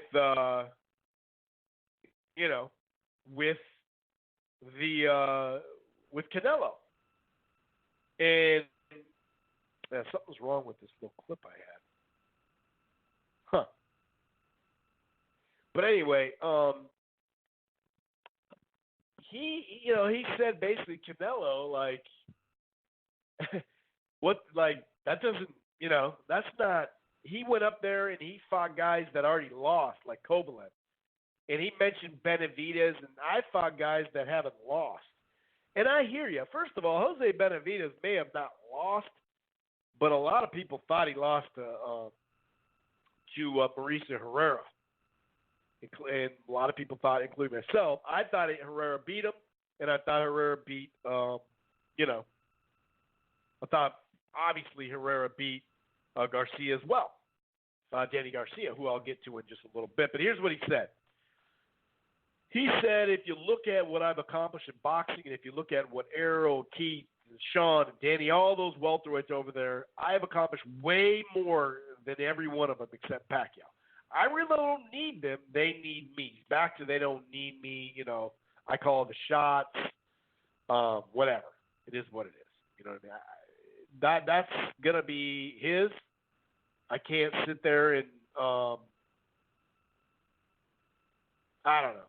You know what I mean? It is what it is, dude. That's going to be his mentality. Just like I said, I don't think, he hasn't beaten any A fighter yet. Postol is his best win in my mind. Postol is pretty good. He's a pretty damn good fighter. I don't see him as an A fighter. He did beat Matisse. That was a good one. We don't know where Matisse was right then and there, but hey, that's boxing. Gamboa was undefeated, but we know at 135 that wasn't his best weight. Dude was getting dropped at 26 and 30. We know that's not his best weight. We know that Gamboa is not an A fighter. Not at 35 anyway. You can make that argument at 26 for sure. Okay, that's different, but, he just doesn't, and, it is what it is. Danny Jacobs didn't have middleweights. What did he do? He went and fought Golovkin. He went and signed with DAZN. He fought Canelo. He's got a lot more money in his pocket. Now, he's making great money, but if you were so wanting that smoke, maybe you should have not re-upped. Maybe you should have tried to do I don't know if they would have offered him a fight-by-fight, top rank, or PBC. I don't know if they would have let him do the Mikey Garcia, we'll work with you fight-by-fight. I don't know. I have no clue. But what I do know is I bet you Terrence Crawford could have signed with PBC too. So it's both of them. It's the whole thing. They're building the fight. The Pacquiao and Floyd fight didn't happen for a while. And on the Pacquiao side, that's when they had a bunch of welterweights to fight. They had the Marquezes, the Cottos. They had guys that, obviously the Bradley, they got 3 fights out of that. in-house fights happen when you have talent to match your guy. That's just how it goes. And it is what it is. But I understand. I'm glad that I'm glad that Crawford's being more vocal. I don't think he's beaten a lot better fighters than any of these other guys. But it is what it is. To me, it has a lot to do with eye test. And, like I said, it's funny when it works for you with the belts, right? It's real funny. When you have a guy in Indongo and that's your unification, that's how it happened. No big deal. I'm not complaining. I'm not bitching about it. He took care of business. But Indongo's not. Lipinets was a better fighter than Indongo, and I remember a lot of people saying, "Nah, screw Lipinets. Let's put all the belts together." It never happens. Let's just do it. So the trinkets mean something when they're all together. But what happens when they're done? What happened when they're done? They're gone. He released them, which makes sense. Why keep them all? That especially you went up after that. But the trinkets work. The better fighter was in line. The IBF seemed like maybe they're going to put some pressure on it. They okayed it. But it is what it is. Terrence Crawford has a ton of skill, dude. From the outside, inside, he has the skills, to pay the bills, right? Showing my age on that one, but he does. And if anybody can beat Spence, it's Crawford. The guy, that first round he lost to Polsto, what'd he do? Switch up his style. Outboxed him on the outside, We found out Postol is not that multidimensional in that fight because Crawford made him that way. And he is superb. And he's only improved. Because remember, the first chunk of fights like on HBO, he was actually getting hit early in fights. He tightened up and usually win easy or knock the dude out, right? That's how Crawford does it. And we haven't seen that early success with Felix Diaz or any of these guys much at all. I think, what was it, Delorme that had a little success against them? Hank Lundy had a little, and he got knocked out. So he's piping up, and I like it. I do like it. It's fight week. This is what it's all about. I will say this, though. Timothy Bradley, most of these commentators, everybody's talked about the commentary crew for ESPN and Fox and DAZN, and, the shit's really getting over the top, obviously. We know that. But there's being a company man or woman, right? Obviously, the company man is a line.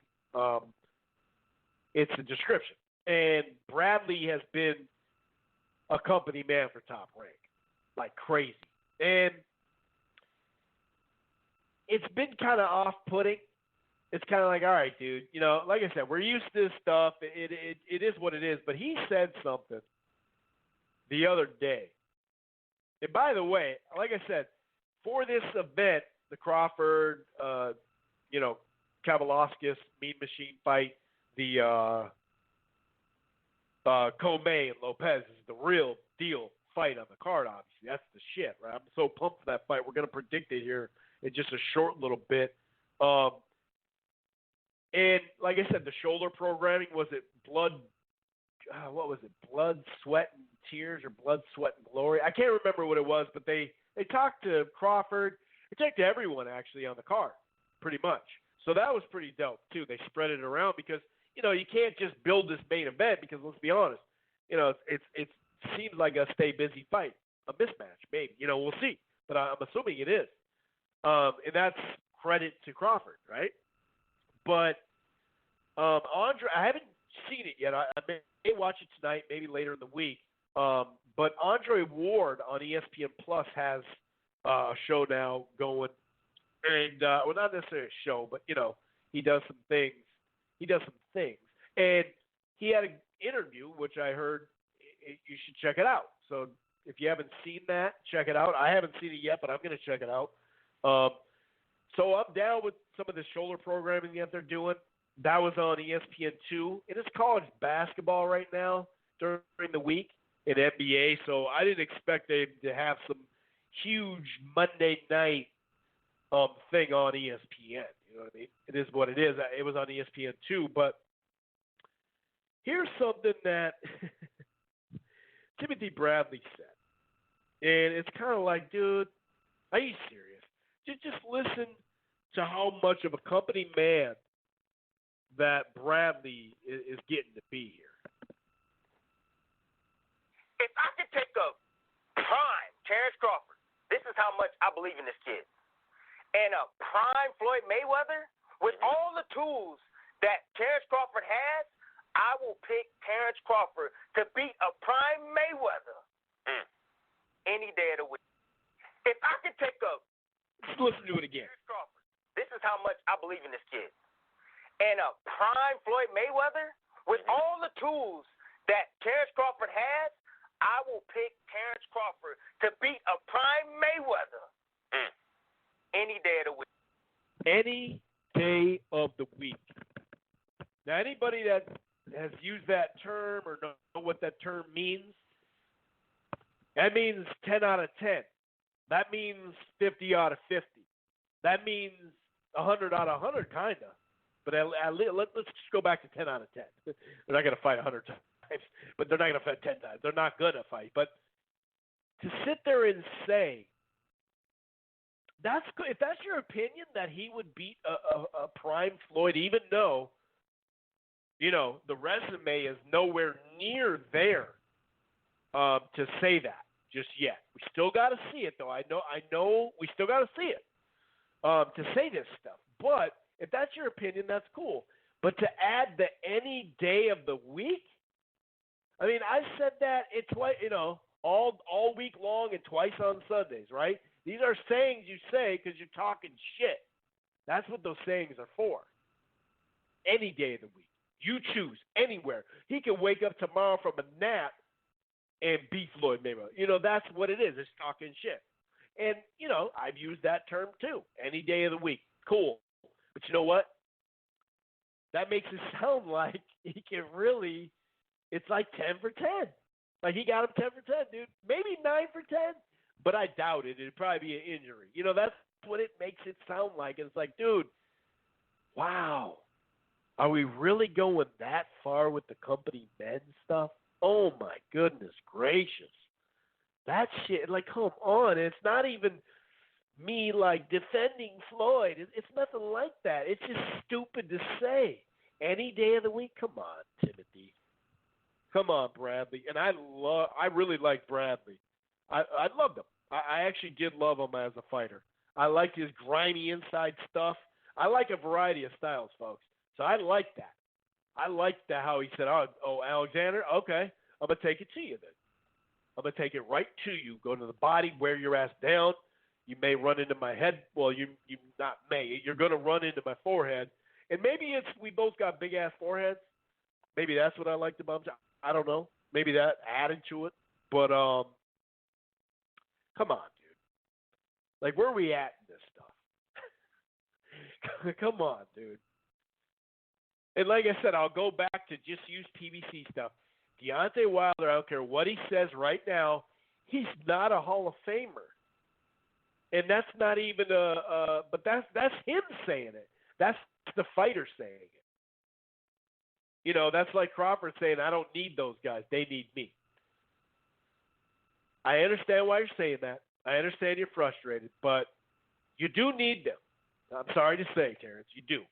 And I'm sorry to tell you there, Wilder, please, I'll talk to you when I'm in the next room. I'm not going to be in the same room because you hit me with that right hand wherever I'm at in that room because of the reach. But you got some work to do for the Hall of Fame, buddy. Sorry to tell you, but you do. Anyway, and these are just basic things. Like, I'm not saying anything weird. I'm sure I'm going to get some Wilder. Oh, what do you mean, dude? He beat Fury, so that puts him in. Okay, dude, that's your opinion. That's fine. Whatever. We'll see in the rematch. I'm not saying we'll see like he's going to get his ass kicked in the rematch. I'm saying let's see the rematch first. Let's see him fight Joshua. Let's see him fight some other people. Let's not just put people in the Hall of Fame for the shit of it, just for the fun of it. Jorge Linares is not a Hall of Famer to me. Name me his best win. Riddle me that. The dude is skilled. Dude is, you talk about some, you want to throw some superlatives at an offensive outside, an offensive fighter that from the outside. That sounded weird, but he's from the out. He doesn't have great defense, but he's got that footwork. He's smooth. When he's got his thing going, wow, he's a little chinny. He cuts. It is what it is, but he doesn't, like, you can say, well, he was lineal at 135. How did he get the lineal? Anthony Crawler. The number 1 and number 3, we went over this before in the past. Number 1 and number 3, Ring Magazine, they made that a lineage. And the guy in the middle, Linares wouldn't fight him because of money.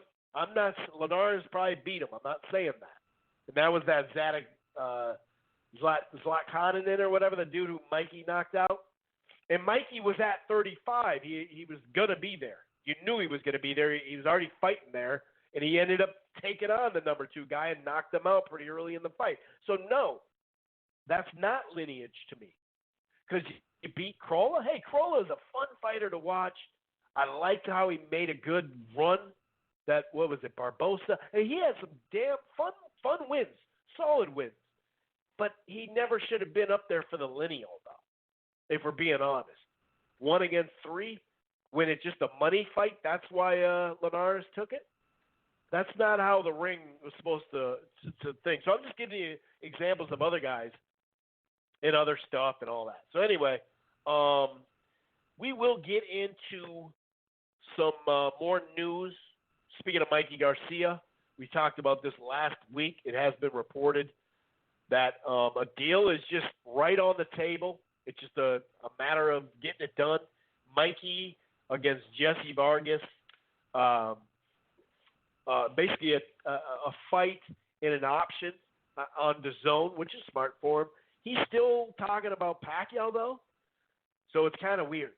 It's like, is he like leveraging it right now? Well, hey, dude, I'll go fight him. I'll be over there for 2 fights.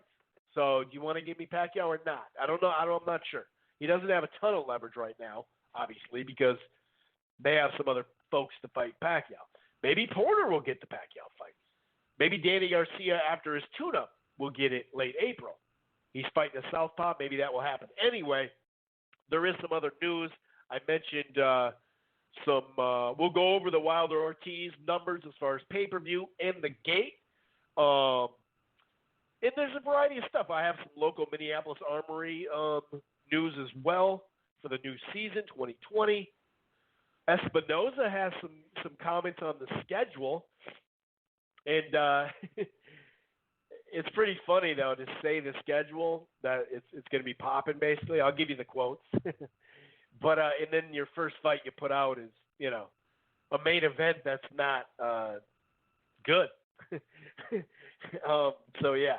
Anyway, we'll get into Donaire is becoming a Mando because of Neri's mishaps. But anyway, I'm going to go ahead and bring in 310 and get his take on the Joshua performance from the outside. Ruiz's weigh-in weight. We talked about let's wait for the weigh-in for a couple reasons. One of them was like, hey, if you want Ruiz, if you think he's going to win, it'll probably go up higher. It'll probably get up to 2-1. Also, let's see what these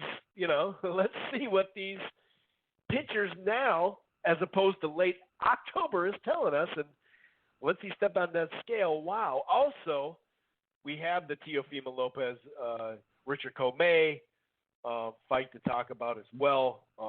Terrence Crawford back. You always love him. It's hard to go too deep with that, though. You know what I'm saying? Let's bring in 310 Mark. What's going on, man? How the heck are you, buddy?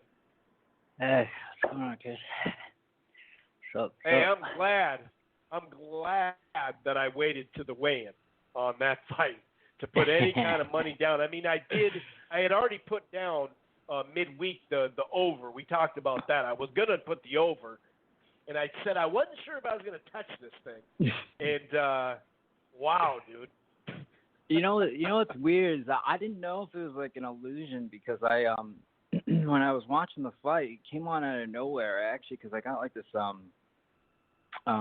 this new TV and like it's like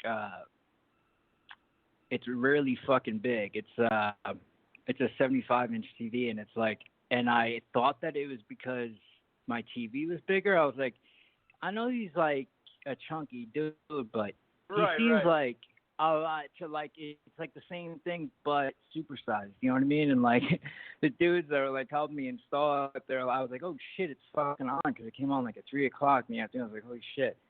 And then like, and I was like, oh no, dude, hold on, I got to see this. I want to see this live or whatever. And they're like laughing about it.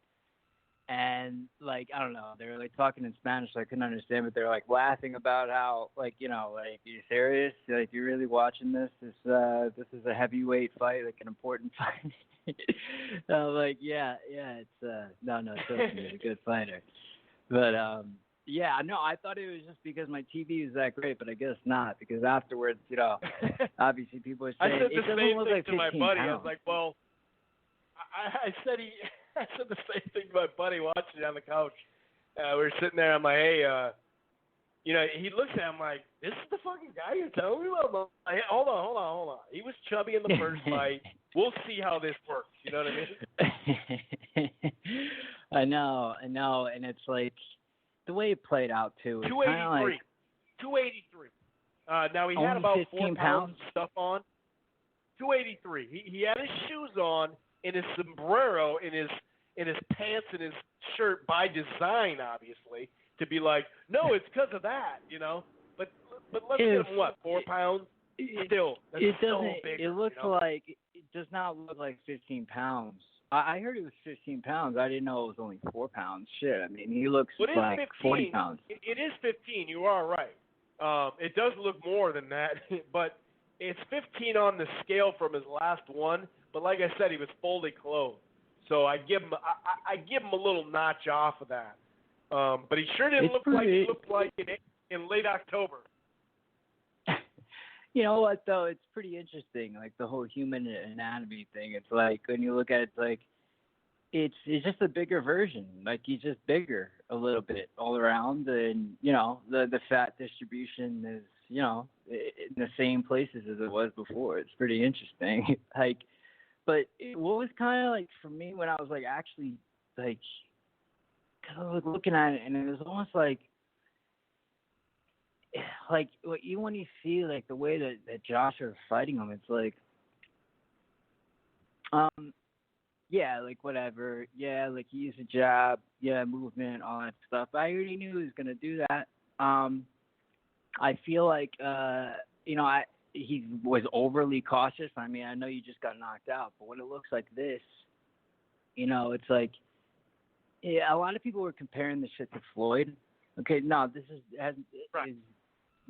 Floyd does not fight like this. Why? Because Floyd takes advantages of opportunities. You know, like AJ was not taking advantage of every opportunity. He was literally like, he was hanging back the whole time and completely on the defensive. That's the difference.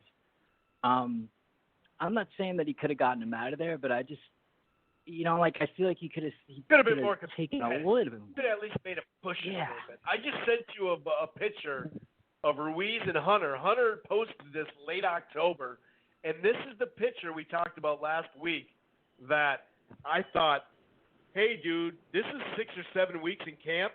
He looks pretty good. And how long ago is this, you said? Oh, okay. Yeah. This is like late October. Late October. Yeah, man, he looks way smaller there. You know what it is, though? I said, I thought maybe because they were just trying to, like, do the opposite. Because remember, like, the word was out that you're trying to lose weight, and everyone was saying, like, wait, no, why are you trying to change? So I figured, like, they were just trying to, like, do the opposite of what everyone thought that they were trying to do. But I don't know. Right. I mean, he still looked good. I mean, there were times, AJ was like, you could tell he's got a little bit of PTSD, a little bit, like, because it's not like he got hit hard a couple times, but he, like, sort of froze for a couple of seconds. I was like, oh, no, is it about to happen again? Like, he was like, like, he's kind of, I got that feeling, like, just looking at him, and he was, it was like that. There was maybe one, you noticed that too? Like, there was one round just towards walking the end. in, his demeanor was still like, what am I getting myself into? He still had that feel to him when he was walking in the ring. Did I make a mistake? Yeah, like, should I have done this? Shit, like fuck, is it going to happen again? But I don't know. And he was kind of, like, overly happy, like everybody, like Eddie Hearn and all that shit. I'm like, dude, like, yeah, but it's not like, like, whatever. Like, I knew that he could do that. Maybe not for the full 12 rounds, but, I mean, it wasn't that impressive of a performance. Just because a heavyweight can fucking jab and use his legs a little bit, I mean, come on. Like, we can't sit here and just be like, this is like, because that's how him and Eddie Hearn were making it seem after. Like, they're so happy about it. I don't know, man. I'm not that impressed with the whole performance. I feel like he should have pushed a little bit more. Originally, this is what I like figured was going to happen. And to be honest with you, I didn't think that Ruiz would get knocked out. I thought that he was going to take a dive. I thought that's the reason why when I said it, I was like, oh, for the story of boxing. Like, like that's my political version now of describing dives. I'm going to say the story of boxing. Because, like, like, it just seemed like, and even now when you look at it, it's like, how is this hyping up the Wilder fight that much for me? My opinion hasn't changed. Like, it still is like, I don't know who's going to win the fight. It's still exciting, but it's not like it changed anything. Like, he didn't show anything to us, I feel like. So I really don't know what my takeaway is. That's the fact that my dad texted me, and this is someone who I remember last week I was saying he hasn't watched boxing since HBO. Immediately after the fight, he was like, right. What did he have to say? He was like, yeah, it sucked. He was like, that was not entertaining at all. And I was like, yeah, sometimes you can get like that with heavyweights and stuff. But it's. And you could just tell that was sort of like the sentiment, like across the board. Even for me, like I was just like, yeah, because I just saw it. I saw it at times, man. He could have let his right hand go a little bit more. He could have done that a little bit more. I mean, come on, he's so much shorter than you, dude. Like, it doesn't. I mean, I feel like he got caught in the first fight by because he landed that first combination, or he missed the right hand in the third round, and then he caught him with the left hooks, and then he kept on trying to throw combinations, and he thought that he could like have faster hands than Ruiz on the inside. That was the only problem. Like, doesn't mean that you have to fucking like be this inactive. Well, not inactive, but you know what I mean. Just not taking any risks this time. But and that's how a lot of people did see it. You cannot destroy how he fought and say that was smart to win this fight. I'm not sure if that's going to work against Wilder, but it is smart to do it in this fight. He dropped, 10 pounds. He knew he didn't want to gas. He rededicated himself a little bit, yada, yada, yada, all that good stuff. But you're right. Think about what he's known for here.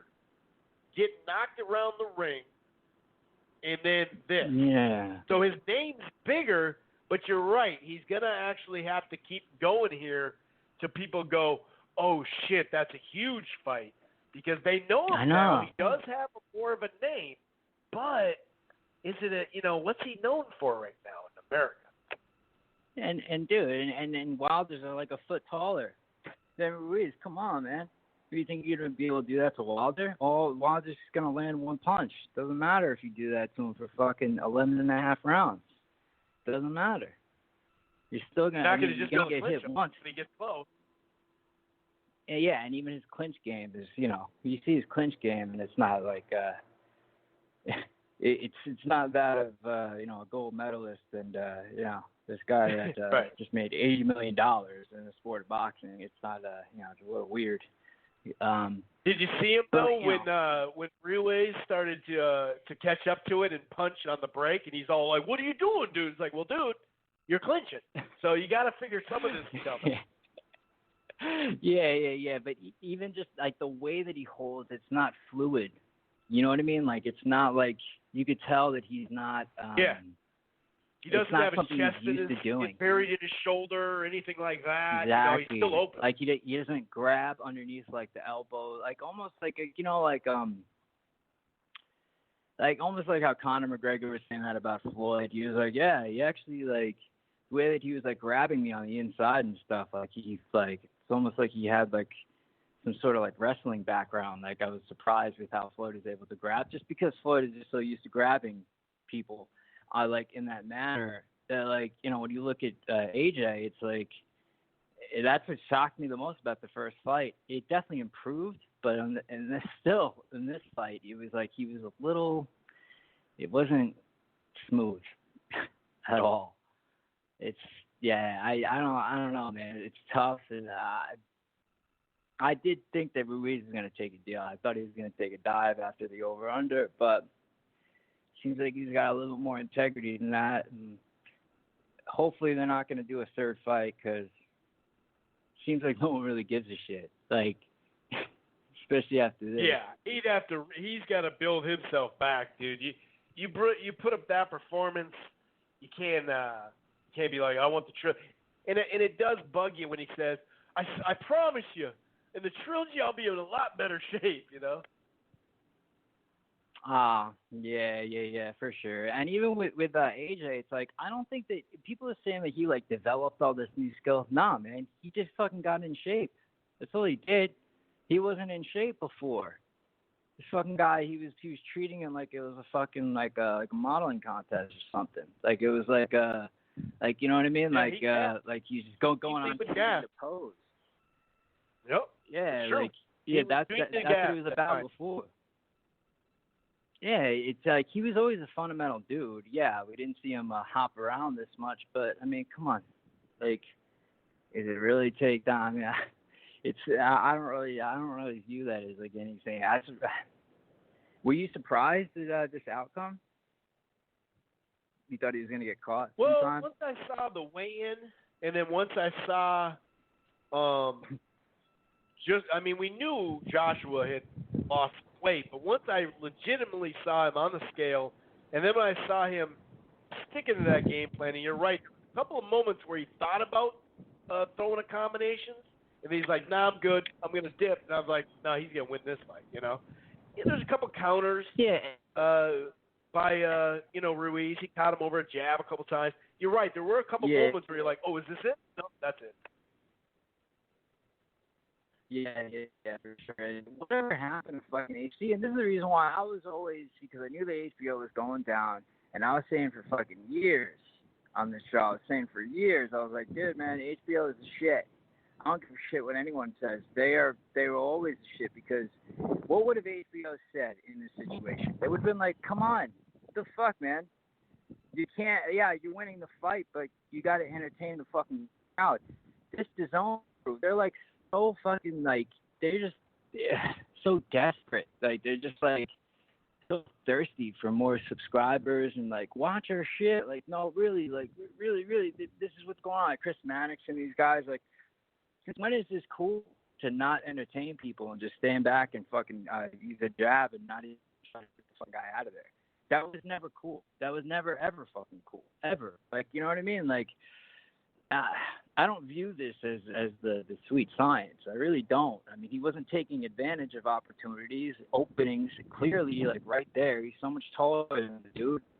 It just, I don't like how the broadcast crew is just so fucking excited about it. Like, I didn't hear one dude say, like, well, this isn't really very entertaining, guys. Don't you think he should be doing a little bit more? Like, the fuck? No one even said that. The politics and because you're thinking about the announcers before and like you're right, you got Timothy Bradley just like, going nuts on fucking Terrence Crawford shit, and and Andre Ward saying weird shit. I mean, it's Max Kellerman, you got the Golden PBC Era. not even putting up Crawford in the welterweight division. You just got so much stupid shit. WBO belt doesn't matter. I think right. It doesn't matter. Just because, didn't Floyd fought Manny for all the belts, and then he was talking about it afterwards. He was like, yeah, it's funny because they won't give me the WBO belt. They're just not going to give it to me. Remember afterwards, Yeah, because it's been 2006 since a top-ranked fighter has had that since 2006. Or that's actually the featherweight division. I'm sorry, that's the featherweight division. But the WBO with Bob only, or Warren Bob only. That I can understand that, but it's like, well, don't just put it. You're only making a stand because they're not fucking with you. Yeah. But I mean, it's just the whole. Did you notice that with the announcers? Why aren't they? How there's back and forth? What? That's. There's always supposed to be some sort of differential. Not everyone just on the same fucking page. They're just agreeing about how great he fucking looks. Not really, because you point out a lot of shit about entertainment. Come on, man. A lot of people are anticipating this shit. You put all this money into this fucking right. night. Exactly. It's fucking awesome. You do all this shit. You got all these new people watching this shit, and then this is how you guys are hyping it. Come on, man. That's not making people subscribe. It's making people fucking leave, man. We watching. You gotta balance it out. You do have to balance it out, and especially when you have these casuals watching, because they don't fucking know what they're seeing. And if you sit there and throw out all this awesome shit, they're like, so this is awesome? I don't know. I mean, that didn't seem awesome. You're right. Some sort of debate, some back and forth. Yeah, it's a sort of contrasting point of view, because a lot of fans don't think to themselves. I know when I first started watching boxing, I would just pay I was largely influenced by the announcers, and it took a long time for me to develop my own mindset of preferences I like to watch, and what I thought was what I actually thought was actually winning the round as opposed to not winning the round. What was better? What was more entertaining to me? You know what I mean? So yeah, I think that's important to at least be honest about that, because it didn't. You don't have to fucking. I think it's pretty obvious, right?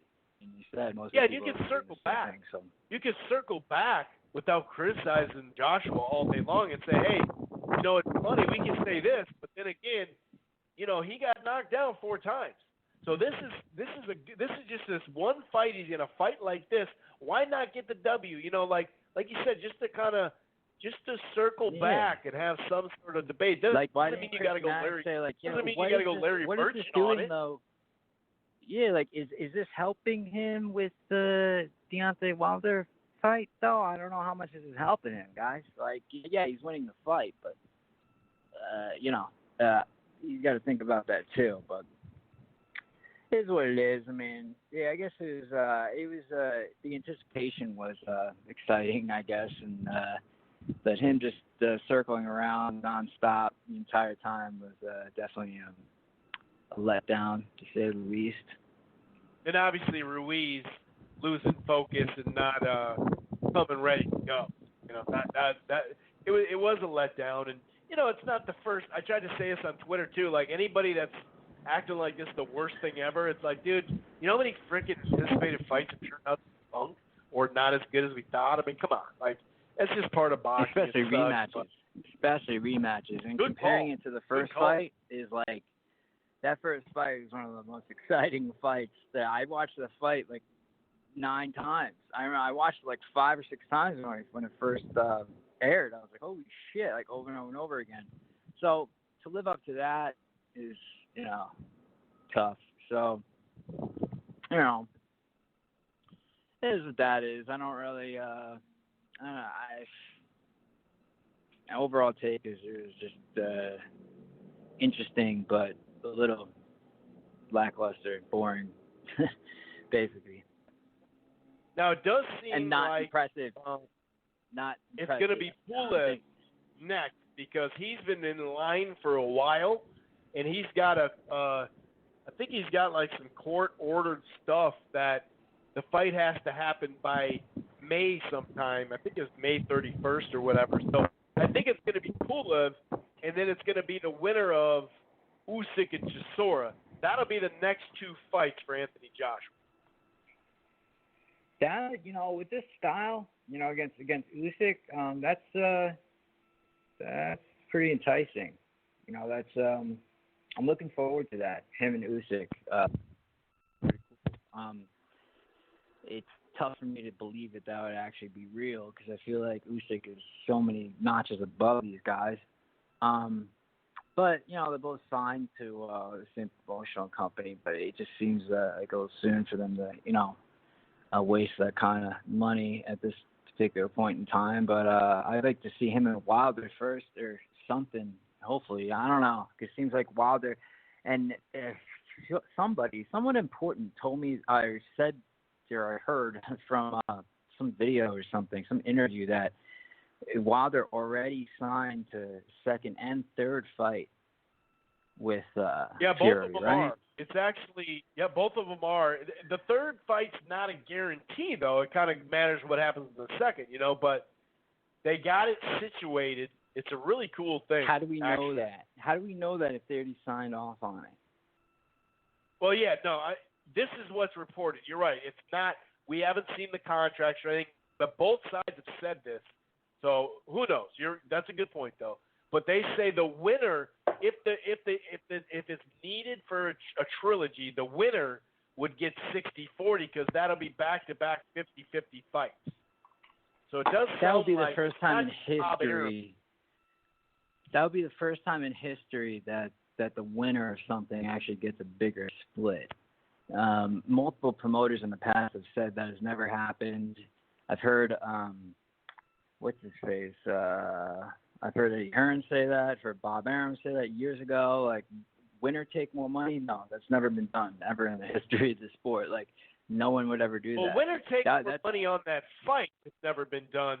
But the next fight, that's a little different. As far as so like whoever wins this next fight will get 60% whoever wins on the the second okay. one. Yeah, if there is a trilogy, that person gets 60 out of the 40. Okay. I thought it was like after the fact. Okay. But that would be completely nonsense. Twice, this may be wrong too. They should think twice about like saying that type of shit though. Like I understand like whatever, if they did sign off on it, it is what it is. It's business. But and I'm sure they do this type of shit all the time. But at least for someone like me that's like, asking all these questions and like, is this real and is this not real? Dude, like I've said numerous times before, why would you, if there's going to be two more fights, what if the second fight is just Fury outboxing them all 12 rounds, which is a very, very, like, it's not out of the question for me to say that. So, like, what if it was a completely boring fight? So what are you going to do about all that, like all this money that you guys guaranteed them for the third fight? So if you do the math, it makes it seem like, hey, you guys are choreographing this. Like, what the fuck? Is Deontay and fucking Tyson Fury sitting there saying, okay, so in the fourth round you're going to go down, fucking, okay, we're going to do this, and yeah, you're going to be outbox me, then I'm going to fuck you. Yeah, we're going to make it look sort of like last time, but it's going to be a toss-up. It's going to be just as exciting. Like, what the hell? Like, how are you going to get paid for a third fight if it's boring as hell? Like, they didn't come out and say it's a guaranteed third fight. They said if a trilogy's needed, like a competitive fight, this is what the deal is. So they didn't say it's going to be back to back. But you're right though. You're right as far as someone said it. Someone said it. I don't know if it was on Matt's podcast or it was Bob Arum. He said it was like straight up signed. The way he says it is if it's needed. Yeah. But maybe they shouldn't even bring it up in general for everything. They shouldn't. Yeah, it shouldn't be Because one like was a great fight, and then they right in the press conference they say, "Hey guys, it's already set. Winner gets 60-40." That'd be dope. Then you'd be like, "Oh shit, another fight." But you're right. Getting out in front of it adds all sorts of random stuff that could, run through our minds, or if we see something in the fight or whatever.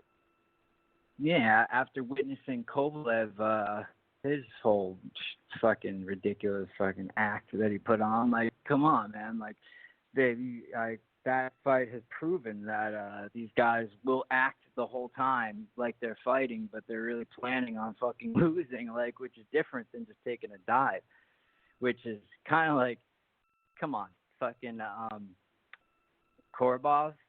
Like, it's like I respect that because it's like that's an old school way to like, it's like, all right, like whatever, like, because remember I said last week, for the business of boxing, you gotta fucking get stopped. He has to lose, and it has to be some sort of like dramatic victory. And even though this isn't a dramatic victory, it's like a freakish sort of accident. It's like it kind of reminded me of what was that heavyweight fight back in the day? Remember Glasgow and Charles Martin? Remember, like out of nowhere, right. He's like, "Oh shit, my knee." ACL. Yeah, this is even worse though. He was like, "Dude, in the second round, I don't know, man. I saw you throw a right hand before. I mean, then you claimed it was your left fucking shoulder. I don't know. In the second round, okay, whatever. I mean, who are we to say that he didn't fucking really?" 4 left hands in that first half too, or in the first period, first half. You think he was hiding it? Football show. I don't know. No, I don't think it. If it did get hurt, it was in the second. You could tell when he did it because he did it, and then he waited a little bit. And he was punching with he was throwing his jab and shit, and he said, "I can't do it" or whatever. But going off your theory or your talk about, they want to put they want to keep Eubank Jr. alive over here, but he did hit him with like 4 left hooks, counter left hooks in that first round too, dude. So maybe like, okay, we can't. No, we got to stop this.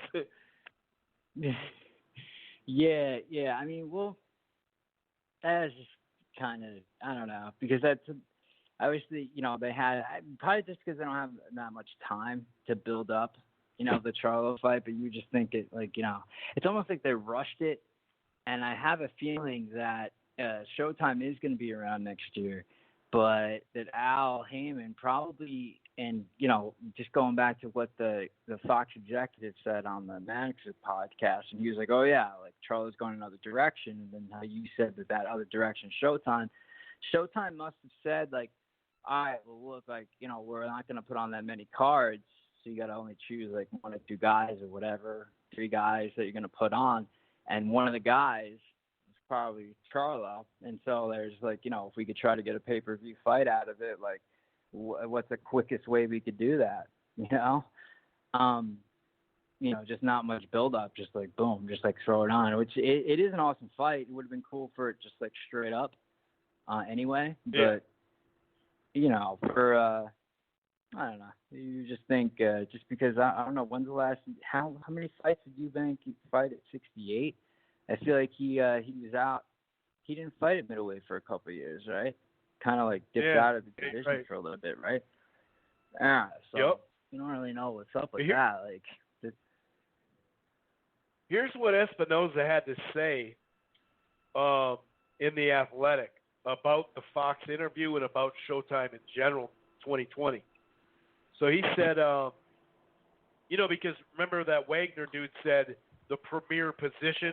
He kept saying that in the interview.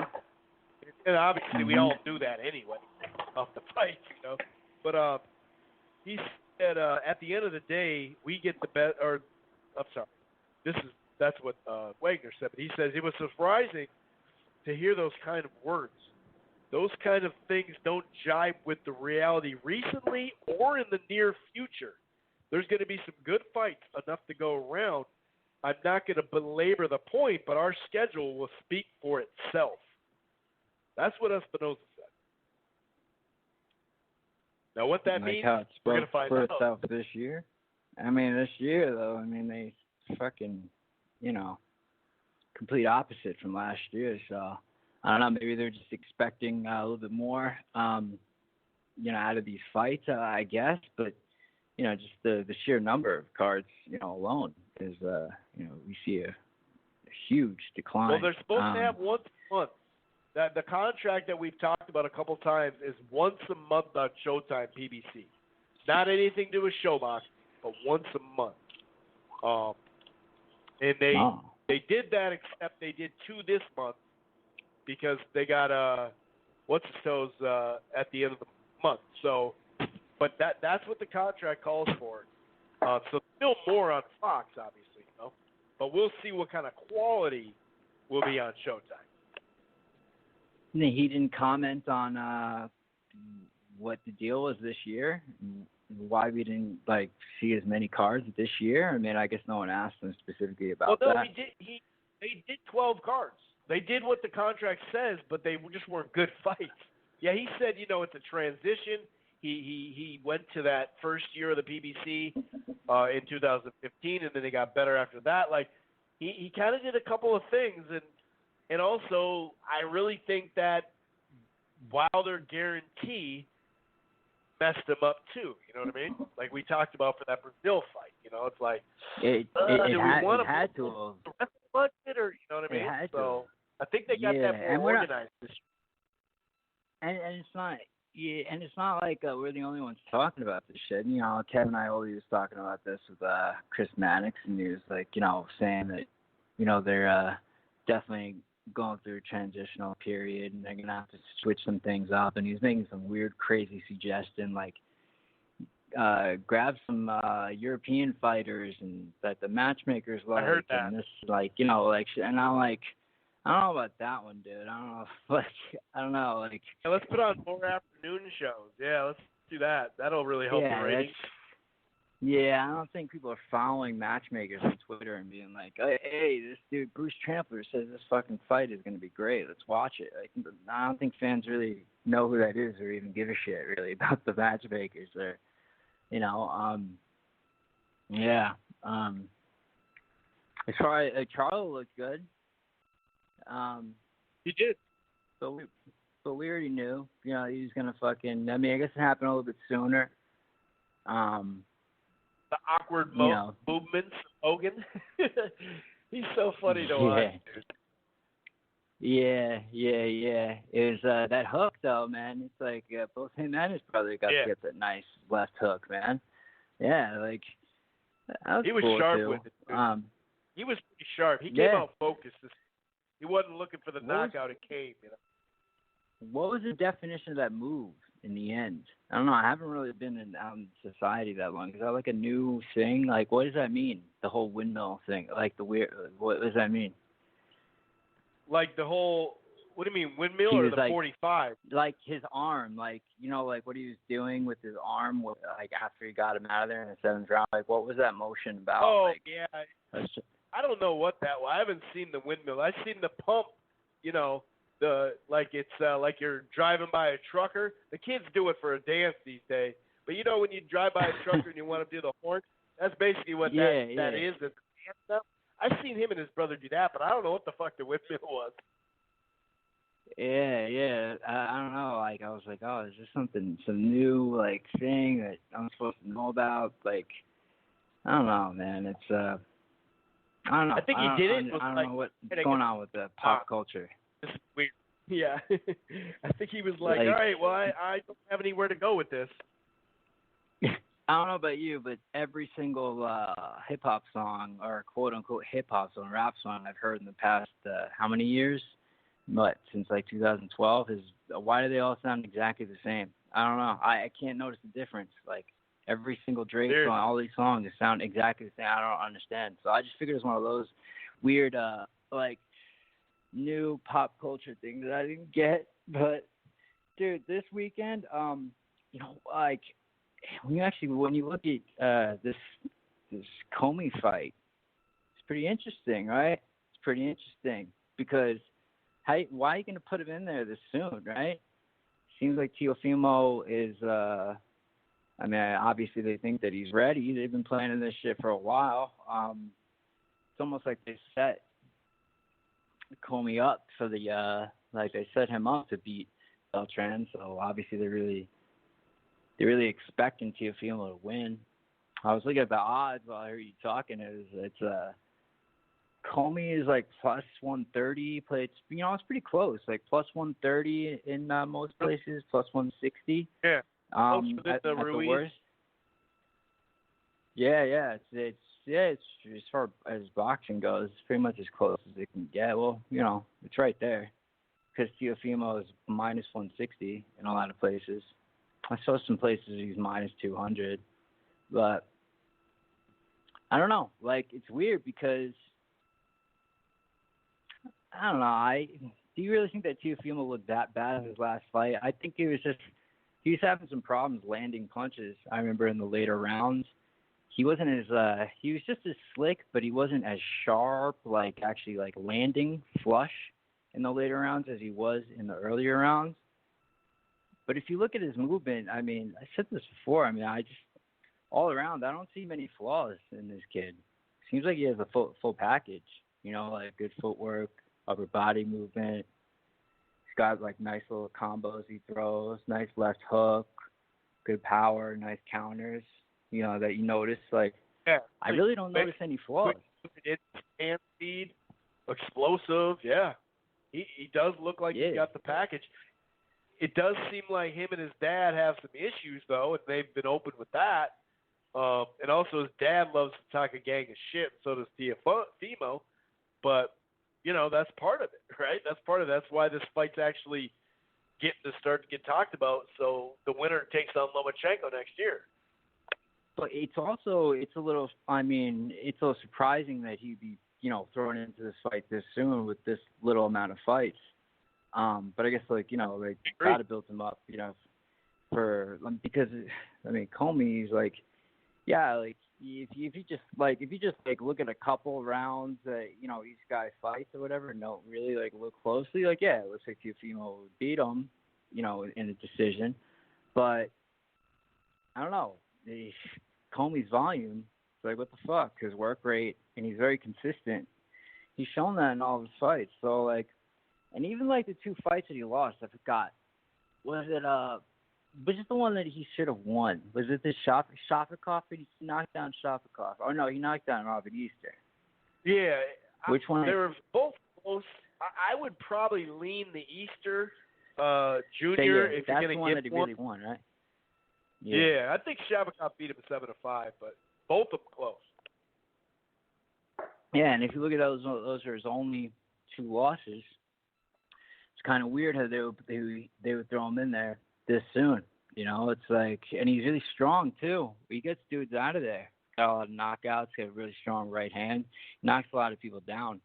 Kind of out of nowhere. Kind of it's like a short right hand that he throws.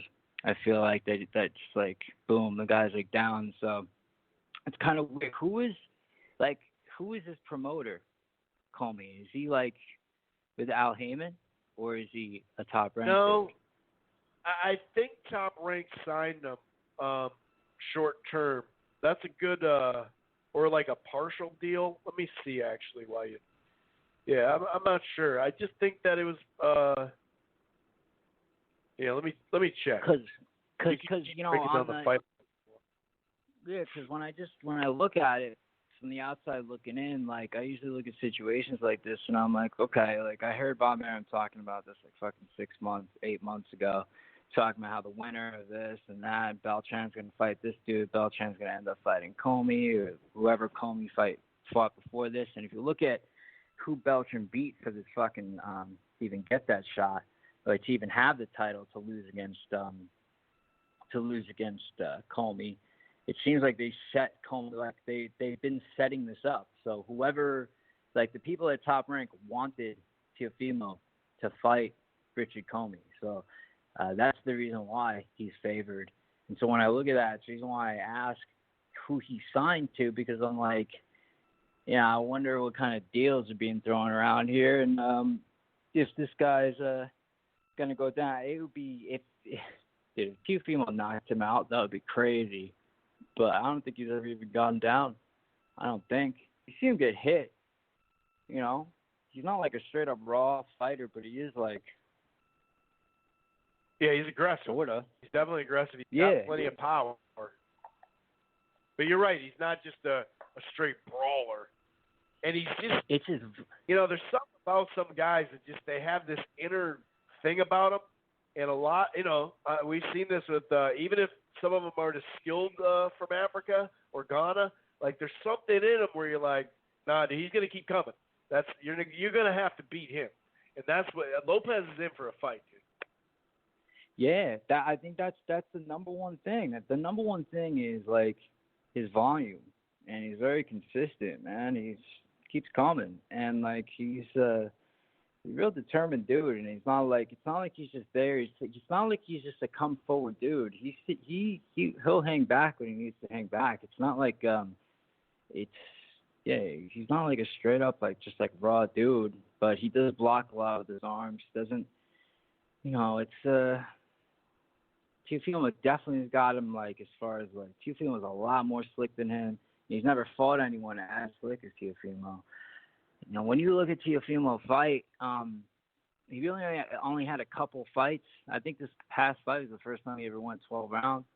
I think before that he only did, a 7-round. He only had a fight that went, 7 rounds. So maybe, in those later rounds, the reason why people are saying that he didn't look as good. I mean, what I noticed in the fight against the Japanese dude is he wasn't landing.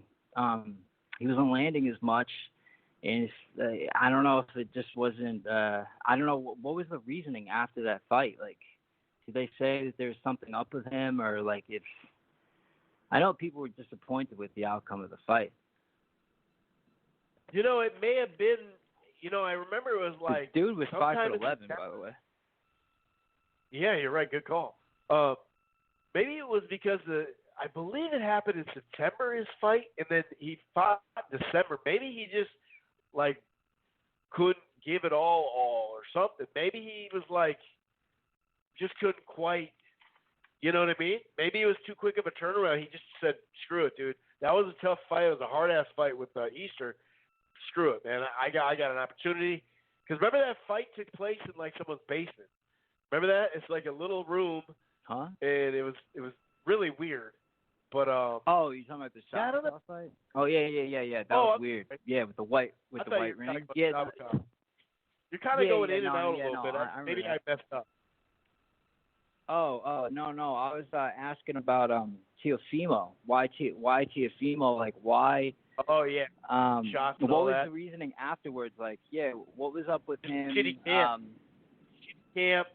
Bad weight drop. All sorts of stuff they're saying, and that's why people I think this is why people think it's even a closer fight now, because his last camp and some outside, distractions, and him and his dad, they've had a little bit of issues, so it slowed down some of that Twitter hype on him just for a fight. I think it was just a bad outing, and I don't know. I know he had some issues with the weight. I don't know. So I know he said he only has a couple 135-pound fights, I think it is tied to conditioning, because you saw a clear difference. At least I noticed a clear difference, in the later rounds and whatnot. From what I remember, the later rounds and whatnot, he wasn't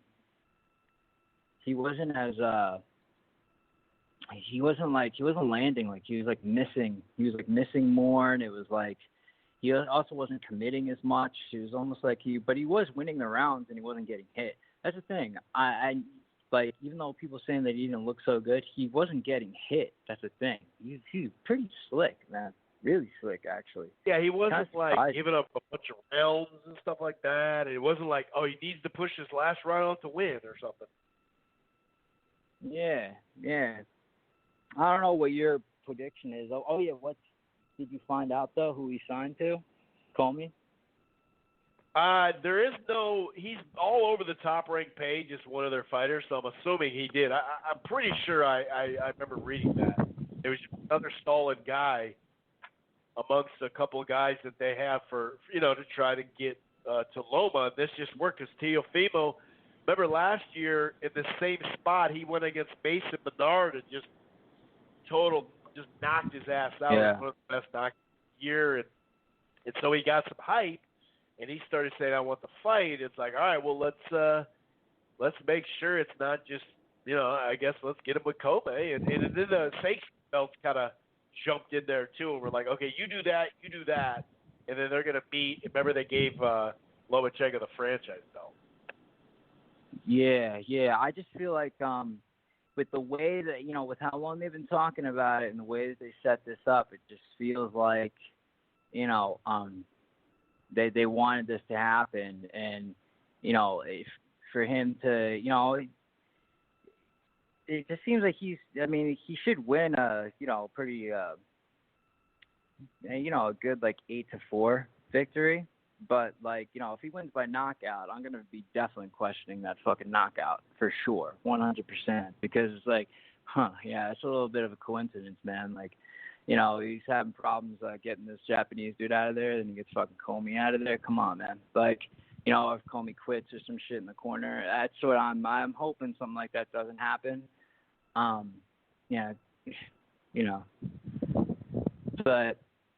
that's definitely from at 8-4 too. I'm about right to 8-4. I think that's a good look. I think he just got too much outside skill. He's just too crafty, too quick, too everything that we've been saying. Hand speed, the punch. He switches his punch up. He can counter. He's got timing. He's really good. I just think he's really good. But he's very good fighter. Yeah, man. It's when you really look at him, he's really good. Very, very good. I don't know anything about this fucking Mean Machine guy, man. I don't know what you know about this dude, but this is you feel bad for Terrence. They got to make a fucking Sean Porter fight out of this, man. Why not? Just do it. Exactly. While Spencer's healing up, that's what they got to do. That would be great. That's not even as a measuring stick thing. It's just I really want to see, because you're talking before about fucking Timothy Bradley. Okay, well, let's see how he does against fucking Sean Porter, the same Sean Porter that fought Errol Spence. How the fuck can you make a comment like that, Timothy Bradley, without seeing him, against a come forward guy like that? Yeah, come on, man. That's insane. I mean, it is. That's insane, nuts. Dude. Come on, dude. We get it. We get it. But it's just everyone else, they want to make their job more relevant, this era more relevant. The more relevant it is, the more they have a reason to be doing what they're doing. So it's kind of I guess I understand where they're coming from. But yeah, that's insane. That's over the top. Yeah, I get Any the day star of the week. building. I get the sizzle words. I get all that, but that's why I had to play the recording. I was like, all right, but this is way over the line, though. I understand some of that. That's fine. But this is come on, dog. Come on. You're a fighter. You know better than that. I know. And then you were mentioning stuff about Mikey. I don't know, man. I was pretty pissed off about Mikey after the Spence fight, but I feel like he's getting it now, because I felt like he changed. I just got the feeling that he just turned into all money. He's just all about making money now, which I get it. He's probably okay, now I'm 30.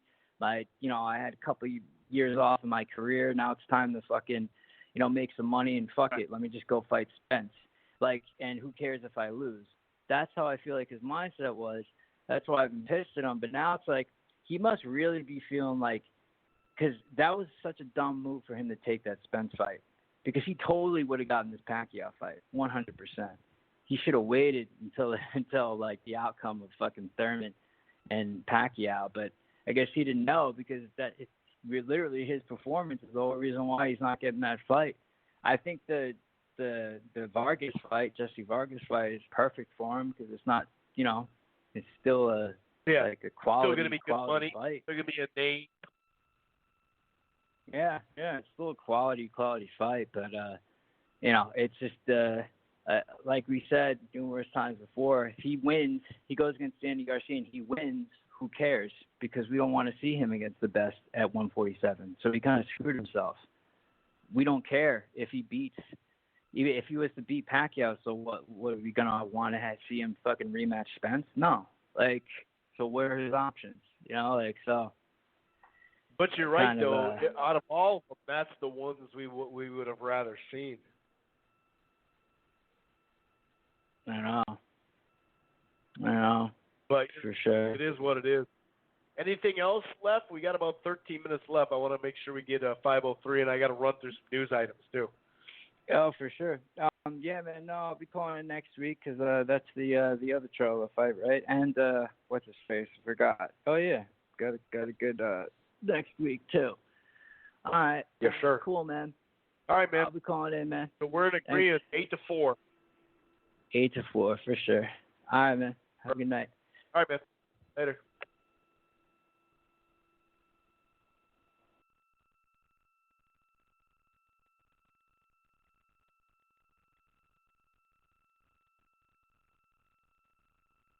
Did I just?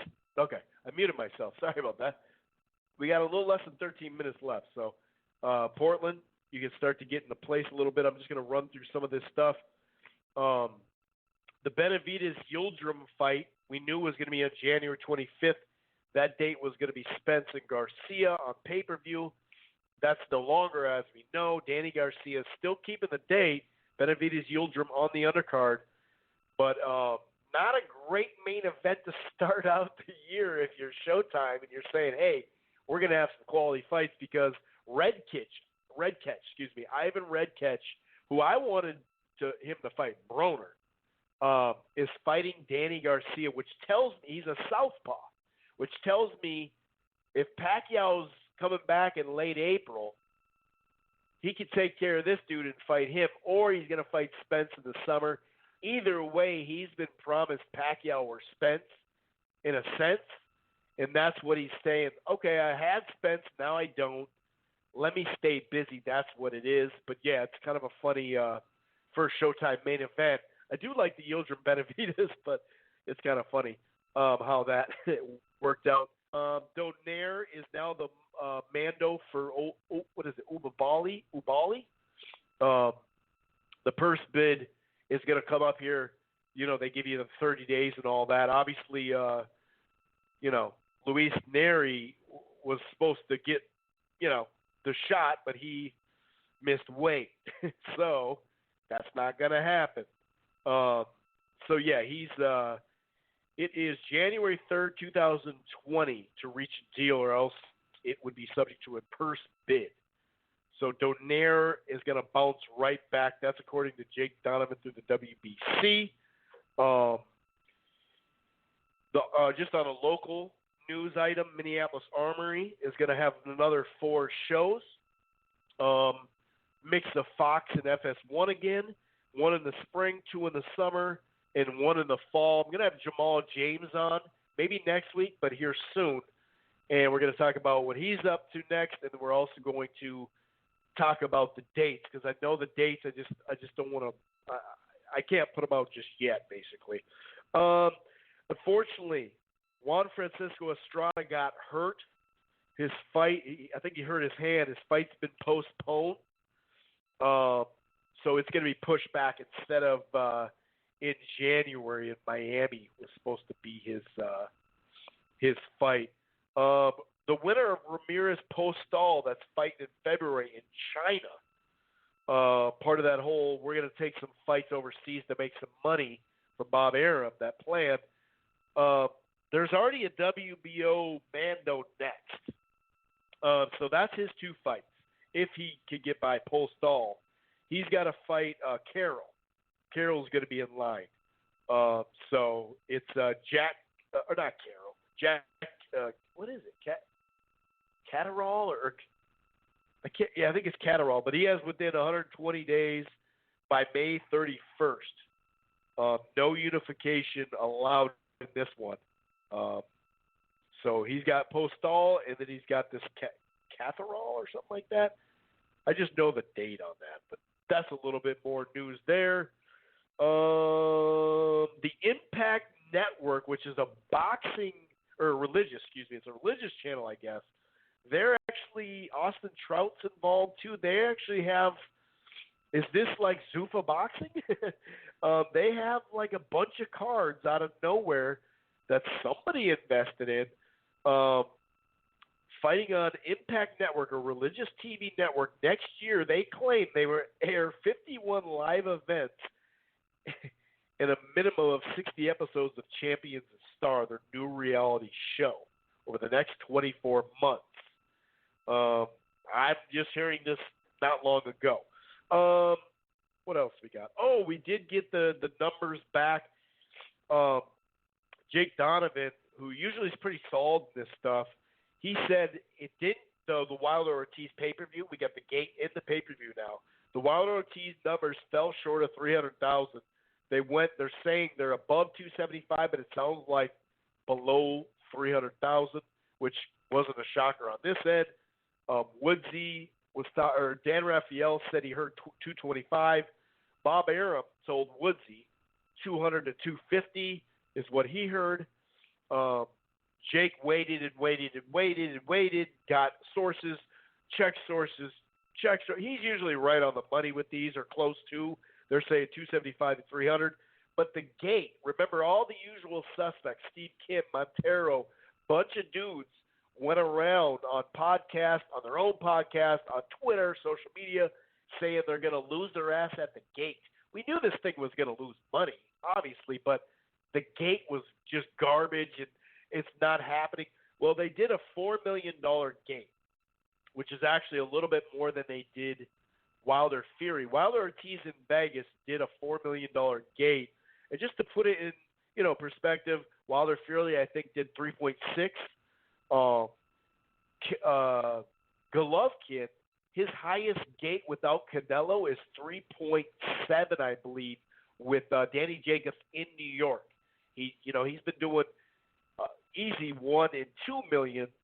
He did Lemieux, I think, $2 million. But his highest gate, Triple G's, is 3.7 without Canelo in the States. So Wilder and Fury, and remember Golovkin, they called him a star before he got, he fought Canelo. He could sell in the East, he could sell in the West. Remember? Well, that's exactly what Wilder can do now. So we knew the money, we knew the gate was good, or we knew the pay-per-view wasn't going to do some kind of 550,000 or something like that. That'd be silly. Some of the experts said it was going to be $150, under 200,000. It is what it is. It is what it is. But the $4 million gate is really funny from the usual suspects that just devoured it. They did the same thing to Spence Porter. That did a nice, healthy 2.5. They even were doing it for Pacquiao and Thurman. And that did, 5 or 6 million? Like, it keeps happening over and over. And at some point, some of these podcasts got to say, nah, dude, I'm good. I don't need your interview because all you're going to do is Steve Kim me. And that's cool. I'm not saying these guys don't know their boxing because they do. They know it really well. Some of them are really talented guys, but they're obviously got an agenda base because they keep doing this. And a lot of it has to do with this ticket seller, this guy who scalps tickets, who's a secondary market guy who couldn't sell his tickets. Then all of a sudden he posted, the last, 48 hours, he was like, yeah, we got a nice little run here all of a sudden. So they were never going to put 15,000 people in the thing. What they did was, because they knew they were going to lose money, and I talked about this, they knew they were going to lose money. So instead of putting low prices to sell 12 or 15,000 tickets, they jacked the prices to get the most gate money to make the most loss.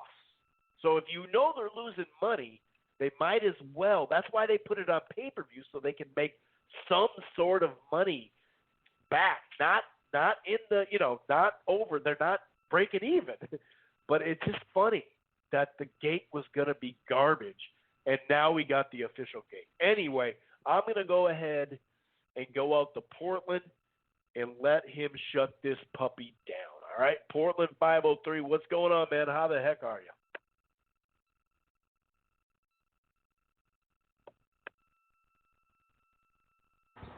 Hey, yo, what up? Yeah, yo, what up, Chris? Hey, yeah, bro, you know how I'm doing, bro. I'm not doing so good.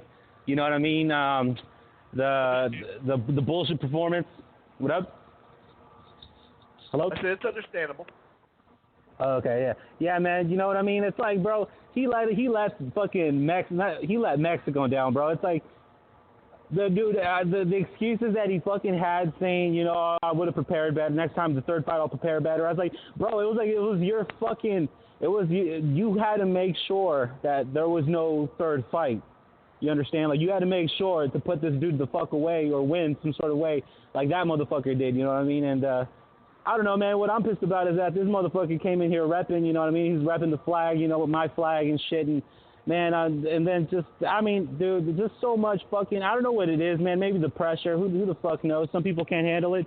I mean, we've all seen, you know, the Tyson Fury situation where he won all the belts and then he went on hiatus. Maybe there is some sort of curse out there for fighters that, you know, once they reach a plateau, you know, they're, I don't know, maybe mental midgets or I don't know, something happens or some shit, man. Like even the fucking the trainer talking about in the press conference saying that, oh, you know, he was trying to beg him to, you know, to come fight or to come train and shit, and it's like, I can't believe it, bro. I can't believe this whole situation actually fucking happened. I can't believe come fucking Monday or, you know, or Tuesday today, whatever, but we're talking about how this motherfucker didn't show up, how he didn't bring no fucking balls, he had no fucking game plan, and he didn't train his ass off. He fucking went in there fucking eating tacos and fucking pizza like weeks before the fucking fight, and dude, it's like, bro, he's just disappointment, man.